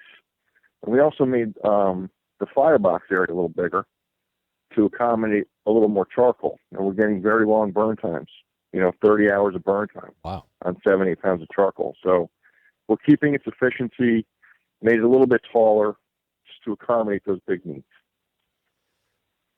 Bob Trudnak joining me here on the show. TheBBQGuru.com is the website if you want to check it out here while we're chatting it up for the next handful of minutes. Bob, do you offer, because I have people email, and it just never ceases to amaze me that somebody's going to ask me questions about your products, but I guess I talk about it every week, so it might be kind of a hand-in-glove thing, but I'm like, don't ask me, ask the guys that make. So we send them your way, but, my thought is, do you guys offer like if somebody wants to get into it and they buy in, they see the value, all this stuff, do you offer like kits or starter kits or anything like that for folks? Yeah, actually we do. We have these great little starter kits. Well, we're selling the controls now. We're gearing them toward the cooker, so it's real easy to order. You pick the cooker you have, and you can now choose a kit. But the starter kit we actually have, again, it's geared toward the novice or the beginner, and even the intermediate user, where, we put a brisket knife in the box. We put a chef's knife in there. We give you the hearth gloves. We give you the hot food gloves, meat injector, smoke wood, things like that. So it's a great little kit that we put together. It's a great gift for anybody getting started. And it's got everything in one box. you basically need the meat and charcoal, and you're ready to go. So, yeah, we do certainly have that. Is that something that is a fairly large seller for you guys? I mean, popularity-wise? Yeah, well, we just put it together not too long ago. We're starting to carry more accessories, more sauces, seasonings, things like that. So we decided to kind of package some of the things we like the best, put it in one box, and it's becoming a very good seller. Yeah. You mentioned sauce. I know, a little while back you released the Having a Barbecue sauce, and it was doing very well last time we talked about it. Has it continued to kind of meet and exceed expectations for you? It really has, yeah. It's kind of bittersweet, I go to these contests week in and week out, and I've been doing pretty good, but not as good. Not great this year. Some seconds, thirds, fourths, 18th, and a couple of contests where I didn't, finish kind of mediocre. You'll have the grand champion and the reserve grand champion come up to me, give me a big hug, and say, "Hey, I did it with your sauce and your rub." I'm like, "Well, congratulations. It worked for you, but it didn't work for me." I mean, that is so like dichotomous, isn't it? It is. But you know what? People are loving it. They're using it. I'm getting feedback from a ton of people. It's selling very well through Barbecue Guru and at a lot of other locations. So I couldn't be happier. I'm very proud of the sauce, proud of the rub, and it is doing well, not only in competition, but, in just backyard use. Does it inspire you to go out and, add some other portfolio offering in regards to either another rub or another sauce then? Oh, absolutely. I'm creating stuff all the time. It's just a matter of, bringing it to market. Right now I'm working on, I've been teasing the 7 Bones beef rub. It's been, probably since spring. And now that's coming to fruition. And we are in the middle of having it co-packed, and we're hoping to have it on the market by early to mid-October. So 7 Bones beef rub will be out there. But let me ask you a question. I mean, I was talking to, I think it was Ernest Cervantes a couple 2-3 weeks ago, and he's coming out with, it was either rub and a sauce or 2 different kinds of rub or whatever. And I said, 10, 12 years ago, you walk through the supermarket and there was the traditional crap sauces that you see out there, Open Pit and Kraft and, sure, Masterpiece, blah, blah, blah. And all of a sudden, now you go in, there's a section of rubs, which you never used to see. Now there's 50 billion sauces. So as a guy like yourself who, you see some success with the sauce and the rub they have out now, you're going to be coming out with another rub. How are you able to differentiate yourself amongst what has now become almost like a commodity portion of the industry when, 5, 6, 7, 10 years ago, you didn't have anywhere near the competition that you have now? Yeah, it's certainly true. The way I look at it is I would not bring a sauce or a rub to market that isn't a high quality. And I'm going to use it myself. I'm using it for my catering business. I'm using it in my own backyard with my family and friends parties. I'm using it in competition. And I took a long, hard look at what works and what doesn't. And I knew when these rubs and sauces were right, because everybody complimented them. And I asked for honest opinions. And when I got it right, they went to market. And I won't put it to market before it's right. So just having that quality, having that balance, having a good label and branding it properly, and getting it out to these teams, it's competition teams, they're the highest quality cooks there are. So if you get it in their hands and they're successful with it, that's going to kind of pass hands, it's word of mouth, and it's going to trickle down to the backyard guys. So that's how I'm doing it, and that's how I think it works. Bob Trudnak is the marketing and sales director for the Barbecue Guru. Again, the website, thebbqguru.com, and the phone number, 800-288-GURU. And, of course, Bob, as I say during the live read every show, but you can echo this, if you have any questions, call, right? Don't guess. Just make sure you call and get your whole thing going. Absolutely. Absolutely. Give us a shout. Visit our website. A lot of great tips and tricks, a lot of videos, recipes. We're going to make it easy for you. Bob, always appreciate the time, man. Thanks so much for coming on.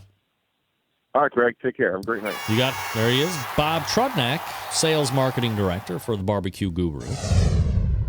The creators of automatic temperature control technology. Have you ever heard me say that before? Yeah. Maybe once or 10 times. New cooker coming. New cooker coming. I heard him say it. New controller coming too. Heard him say that. Teased it. He's really good at the teasing part. I can tell you that. All right, folks, let me talk to you quickly about Butcher's Barbecue. ButcherBBQ.com. Oh, no better, easier, quicker way to better up the barbecue than by adding a little Butcher Barbecue to that arsenal. You might be asking yourself, what kind of products have they got over there, Rempe? Let me tell you. How about injections? All of the injections that you're ever going to need. A pork injection, a beef injection. They got poultry injections. Special kind of pork injections like the open pit for the pork. Oh, tried that yet? It's great. Their bird boosters, which are poultry injections, actually come in a variety of different flavors themselves. So if you're looking to add a little chipotle or whatever, go to the website, butcherbbq.com. See the flavors, order them all up. You're going to be happy. Now, maybe you want rubs and sauces. Well, good. Glad you made it over to butcherbbq.com because they got some. You want to order them right now. Honey rub, steak and brisket rub. They have a premium rub that is formulated to work with an injection if you're buying it from Butcher Barbecue. It's the perfect 1-2 punch to impress judges and friends alike. And then you know they got that sweet barbecue sauce. I said it earlier in the show. When it comes to barbecue sauce, I'm as picky as it gets. There aren't a number of ones that I just will sit there and rave over. But sweet barbecue sauce is one of them that I will actually rave. Was it a year or two, maybe 3 ago? I drank the sweet barbecue sauce while I was on camera with Meathead right out of the bottle. It's fabulous. I love it. No liquid smoke. Dave took the time and effort to make quality sauce. Not trying to mask some of the crap ingredients like some of these other people use. Grab a box of 6. It's going to go quick. Trust me. Don't worry about breaking the bank when it comes to shipping. Items totaling up to $55 ship at $8.50. Between $55 and $200 ship at $9.75. Anything over $200 ships for free. Say it each and every week. Get over $200 worth of stuff. There's plenty of stuff to choose from. Stock up on it. It's all really good. Save on the shipping. Head on over to butcherbbq.com. That's butcherbbq.com. And stock up now. Butcherbbq.com. Butcher's Barbecue. Always trust your butcher. Brett Bourne out of the break. Stick around. We'll be right back.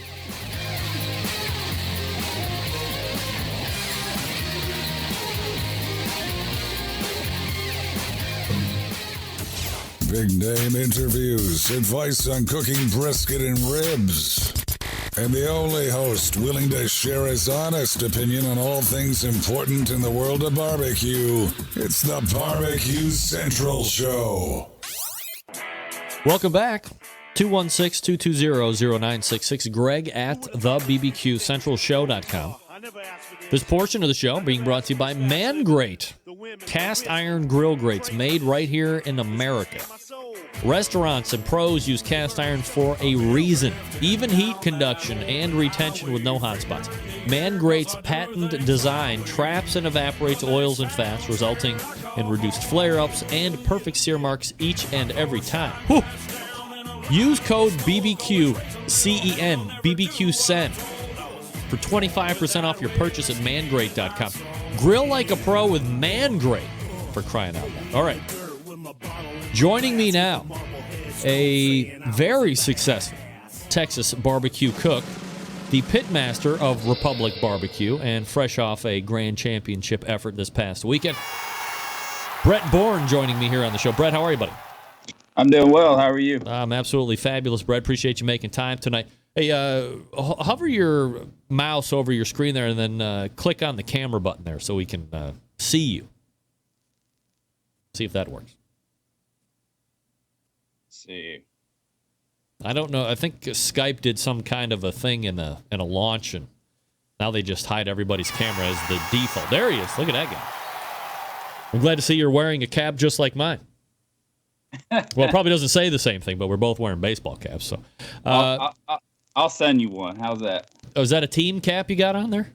Yeah, it's Republic Barbecue. Republic Barbecue. Yeah, I like baseball caps. Absolutely. I'm kind of all Texas. I got Sucklebuster's cap. I got my man Dougie's shirt on tonight. So I'm feeling a little Texas love tonight.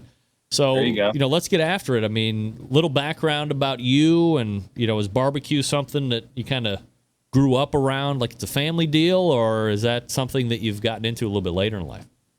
It's something I kind of got into later in life. It's definitely started in 2005. Not anything to do with family. I actually spent 6.5 years in England. So, growing up around my high school friends, we just kind of did it in the backyard. And we did our first cook-off in 2005 at Old Settlers Park in Round Rock, Texas. And we didn't win anything, man. We came up the worst team at the event, but let's just leave it at that. But, kind of a humbling experience. And we worked as a team for 5, 6, 7 years, and then kind of started off, took a break and started again. And had a good friend that we started with and kind of been doing it ever since. So, Brett, traditionally, at least on this show, the first contest in, maybe they didn't win the whole thing, or maybe they don't come in second, but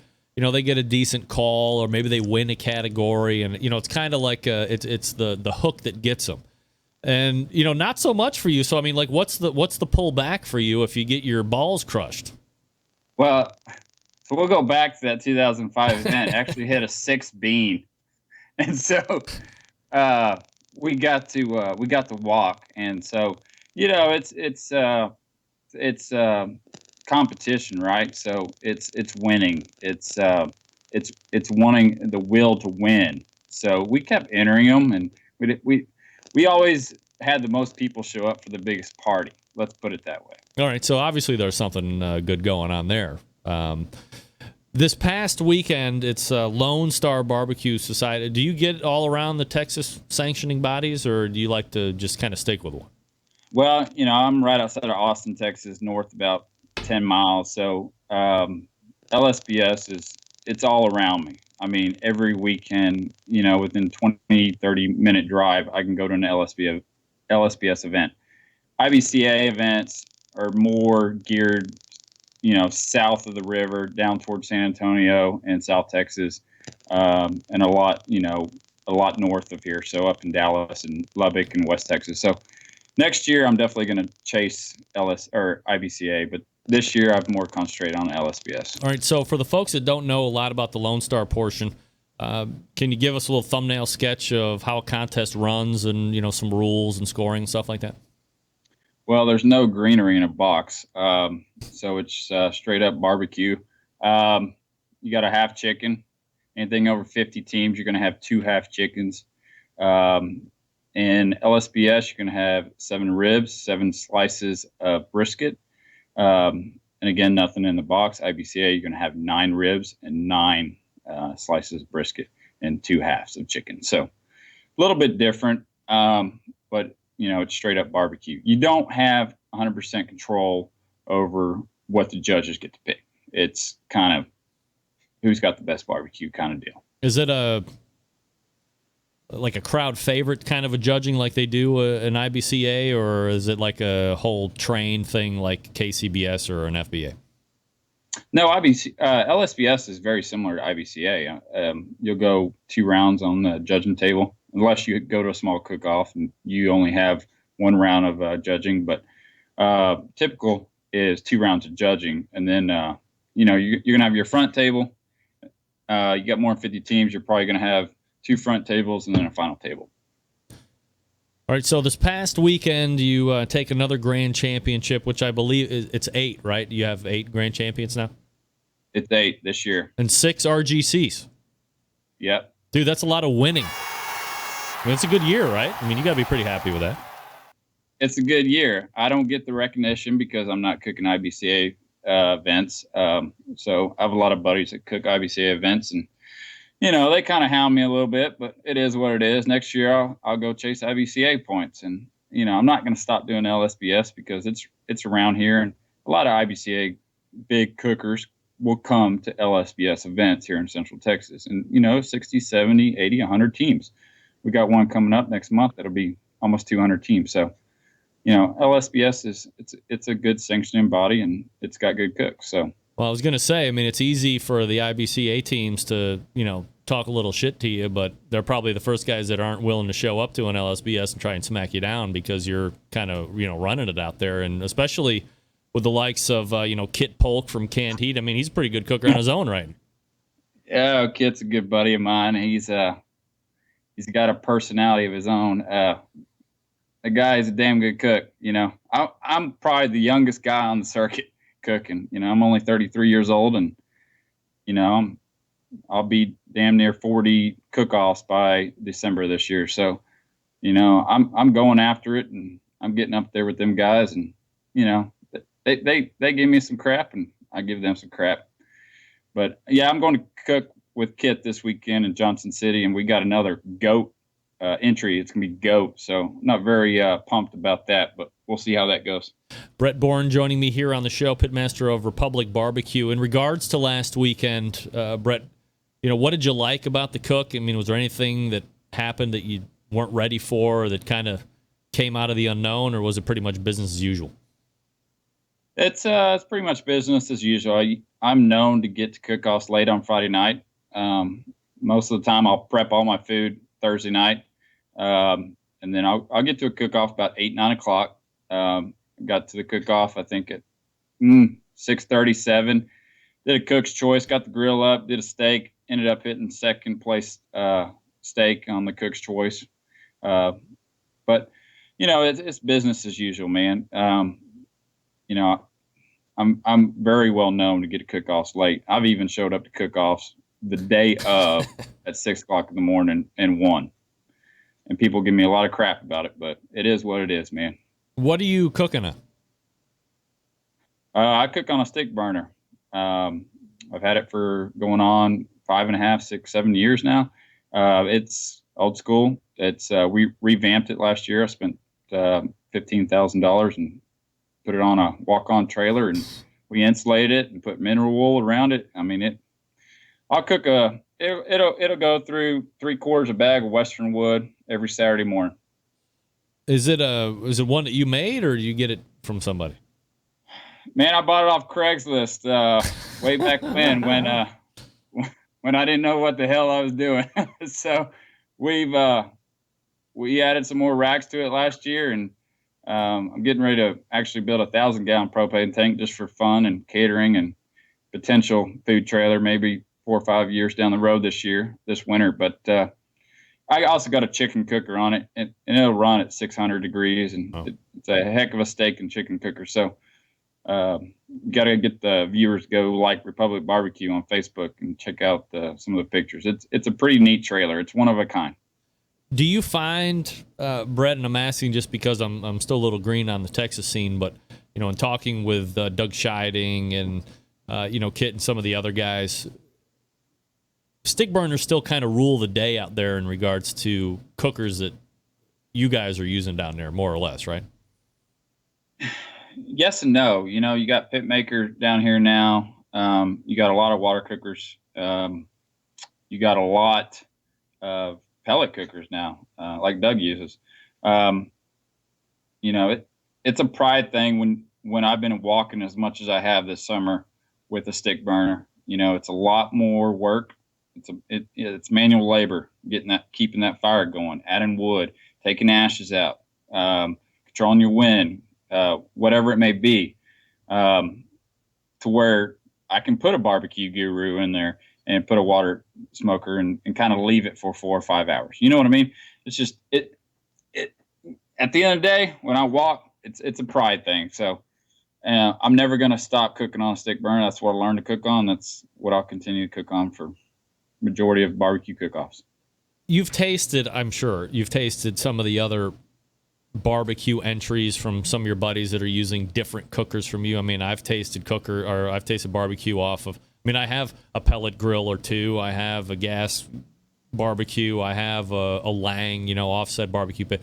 And to me, there just doesn't seem to be a comparable barbecue flavor than what a offset barbecue pit puts on barbecue. And whether it's because there is the live fire going and maybe there is some of that invested time and labor that you were just talking about, or the drafting, the natural drafting that puts the smoke on the wood versus, some of the other smoldering type stuff. I just don't think you can really beat, when it comes down to it, the barbecue flavor that a stick burner imparts on barbecue than one of the other many options these days. I'm a firm believer in that.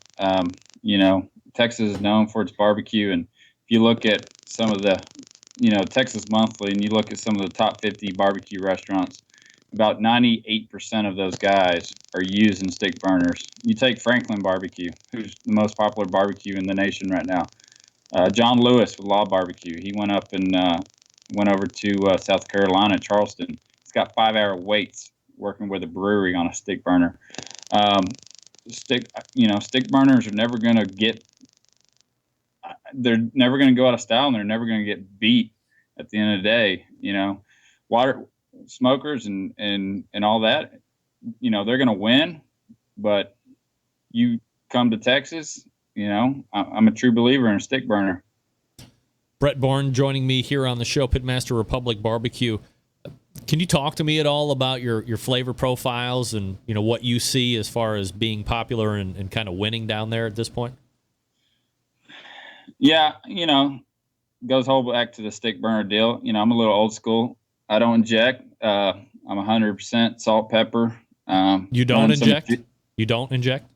I do not inject. Wow. I've hit 8 first-place briskets this year, and 6 of them have been 50 more teams. Is that a normal thing, Brett? Do a lot of teams not inject down there, or are you in the minority? I'm definitely a minority. All right. All my buddies inject. I've kind of got it down to a science. I'm running a pretty good choice brisket, all natural.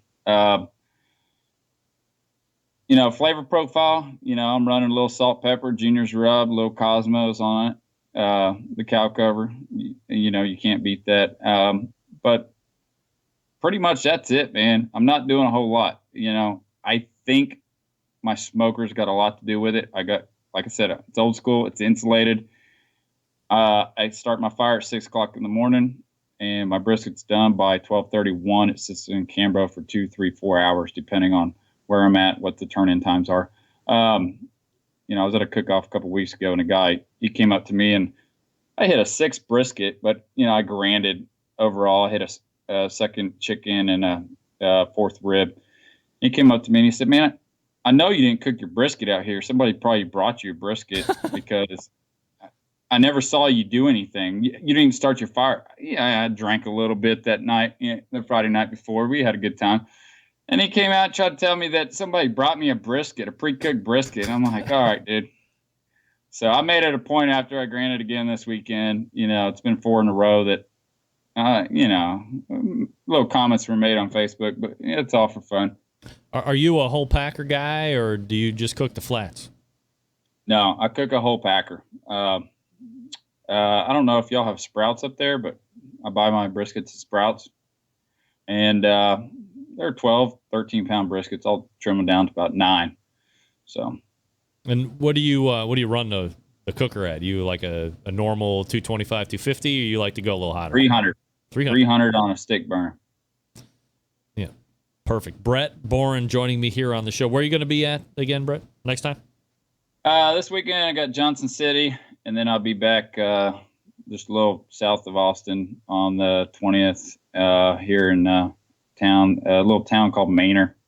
And then we got the big state championship out in Burnet, which is north of Austin. So I'm actually cooking every weekend up until the weekend of Thanksgiving. My girlfriend hates me, and she's probably listening to me right now. But it is what it is, man.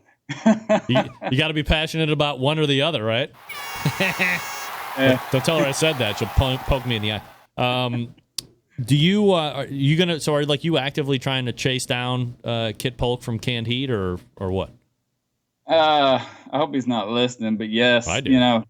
Kit. Yeah, Man, I tell you that guy, he's one hell of a guy, man. He's a good guy. But I think right now I'm at probably 230, 240 points. He just reserved this weekend with 22 cooks. He's probably at 310, 312. We got 5 cook-offs before we got Texas National Championship in Meridian, Texas. So, hopefully he takes a little break and goes on vacation and lets me catch up to him. But either way, I'm happy for him. He's happy for me. It is what it is. We'll do it again next year. All right, last question before I let you go, and appreciate the time tonight, Brett. You said you're just outside of Austin. You mentioned Franklin's Barbecue. Have you ever had it? Yes. About 3.5 years ago, the first year that he opened the place, went down there and waited in line by myself for 2.5 hours. And had it. He makes a hell of a brisket, man. Is it worth waiting 2.5 or 4 hours or whatever for? You want my honest opinion? Yes, I wouldn't be asking otherwise. Franklin Barbecue is a hip joint. So if you look at 80-90% of the people that are standing in line, they're all tourists that are here in Austin. People from California, people from Europe, band people that play in bands, people that want to go down to 6th Street in Austin. It's a popularity deal, it's kind of the hip thing to do. Hey, I went to Austin. Hey, I went to Franklin's Barbecue. Me, I'm going to go to Law Barbecue. I'm a big fan of John Lewis and his barbecue, what he did with Law Barbecue and what he's doing in Charleston, South Carolina right now. Eventually, when I get a little older, I'd like to do something like that. So, yeah, I don't want to ever pull my huge internet talk show host card, but I'm just going around the back and saying, fuck that. I ain't waiting in no line for barbecue, man. No way. I mean, it can't be that. It ain't going to make me see something that I don't already see. You know what I'm saying? Well, you agree with me then. So now I'll send you a hat for sure because you said no. So perfect. Brett Bourne is the pitmaster of Republic Barbecue. And, Brett, I really appreciate the time tonight and continued success. We'll talk to you again soon. Yeah, thanks, man. We'll see you. There he is. Brett Bourne from Republic Barbecue. And it seems one of us has a hat on his way to him. That would be me. I like hats. Chops Power Injector Systems. Brett, if you're going to get into injecting, this is what you're going to want. The Chops Power Injector System. National Barbecue Association's 2015 Barbecue Tool of the Year. Comes in 3 awesome sizes, fitting your injecting needs. Backyard cooks, caterers, restaurant chefs, all using it. It's a patent-pending Chops Power Injector. The Power Injector System features not 1, not 2, but 4 needles, evenly spaced for a perfect distance. And even injecting also comes with 3 plug screws, so you can use fewer needles to get around the bones if you need to. It's called versatility, folks. Let me break it down. Number 1 seller, the one I use right here in my own house, half-gallon Chops Power Injector System, designed for the competition or to pump up the backyard guy like me. So easy to use. Clean it, fill it, pump it, and away you go. If you just have one brisket or pork shoulder to do, you don't need to fill it all the way up. Just put in what you need. It uses it all up, and it does. Comes with 14-gauge needles, 2 replacement plastic needle adapters, 3 plug screws, a needle protector, $100 plus shipping anywhere. Then you have the 1-gallon Chops Power Injector System, double the size of the one I just told you about. Now, this one would be like if you're an MBN whole hog cooker or you're going to do 10 shoulders to get that perfect one. It comes with 14-gauge needles, 2 replacement plastic needle adapters, 3 plug screws, and a needle protector, $120 plus shipping anywhere. The newest one, the Chops Full Power Injector System. It's electric. It's the commercial and competition Big Daddy. There's not a holding tank, but a 3.5-foot pickup tube that you can put in any size container from a few ounces to a 55-gallon drum.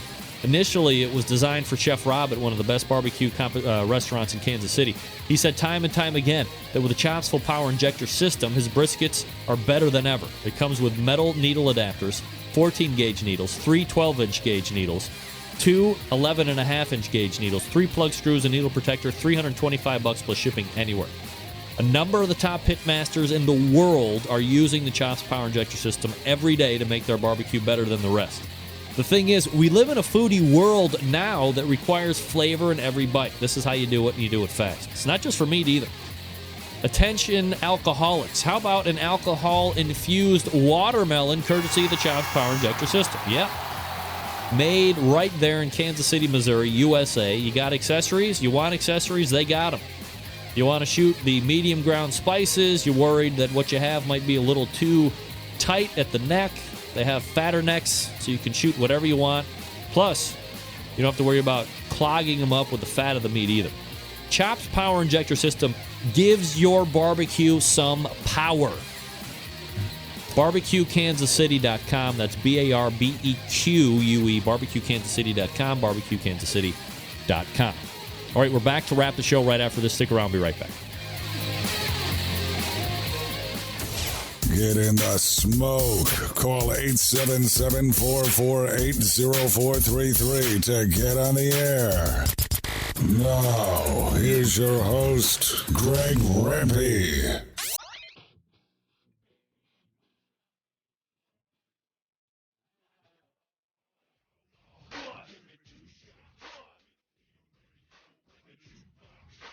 Welcome back. 216-220-0966. Greg at the BBQCentralShow.com. Brett Boren was great as a first-time guest. Republic Barbecue Pitmaster. 8 grands, 6 reserves. 33 years old. So we're like the same age, more or less. And he's kind of taking it. Maybe nobody paid any attention to his revelation not injecting. Not injecting. Wow. Crazy town. Obviously doing it well enough to win, though. A lot. So, congratulations to Brett. We wish him continued success. This is Jim Minion. Yeah. Whatever, Jim Minion. Give me a break. All right, let's go ahead and wrap it up right here, actually. All the way back in the first hour, we talked with Meathead, AmazingRibs.com. AmazingRibs.com. We talked sausage. We talked about internet advertising, if you got a website, how to make money, the monetization of your online presence. In the second hour, we talked with Bob Trudnak from the Barbecue Guru, thebbqguru.com. Caught up with him on the pits, on the pit temperature control devices, on his sauces and other products.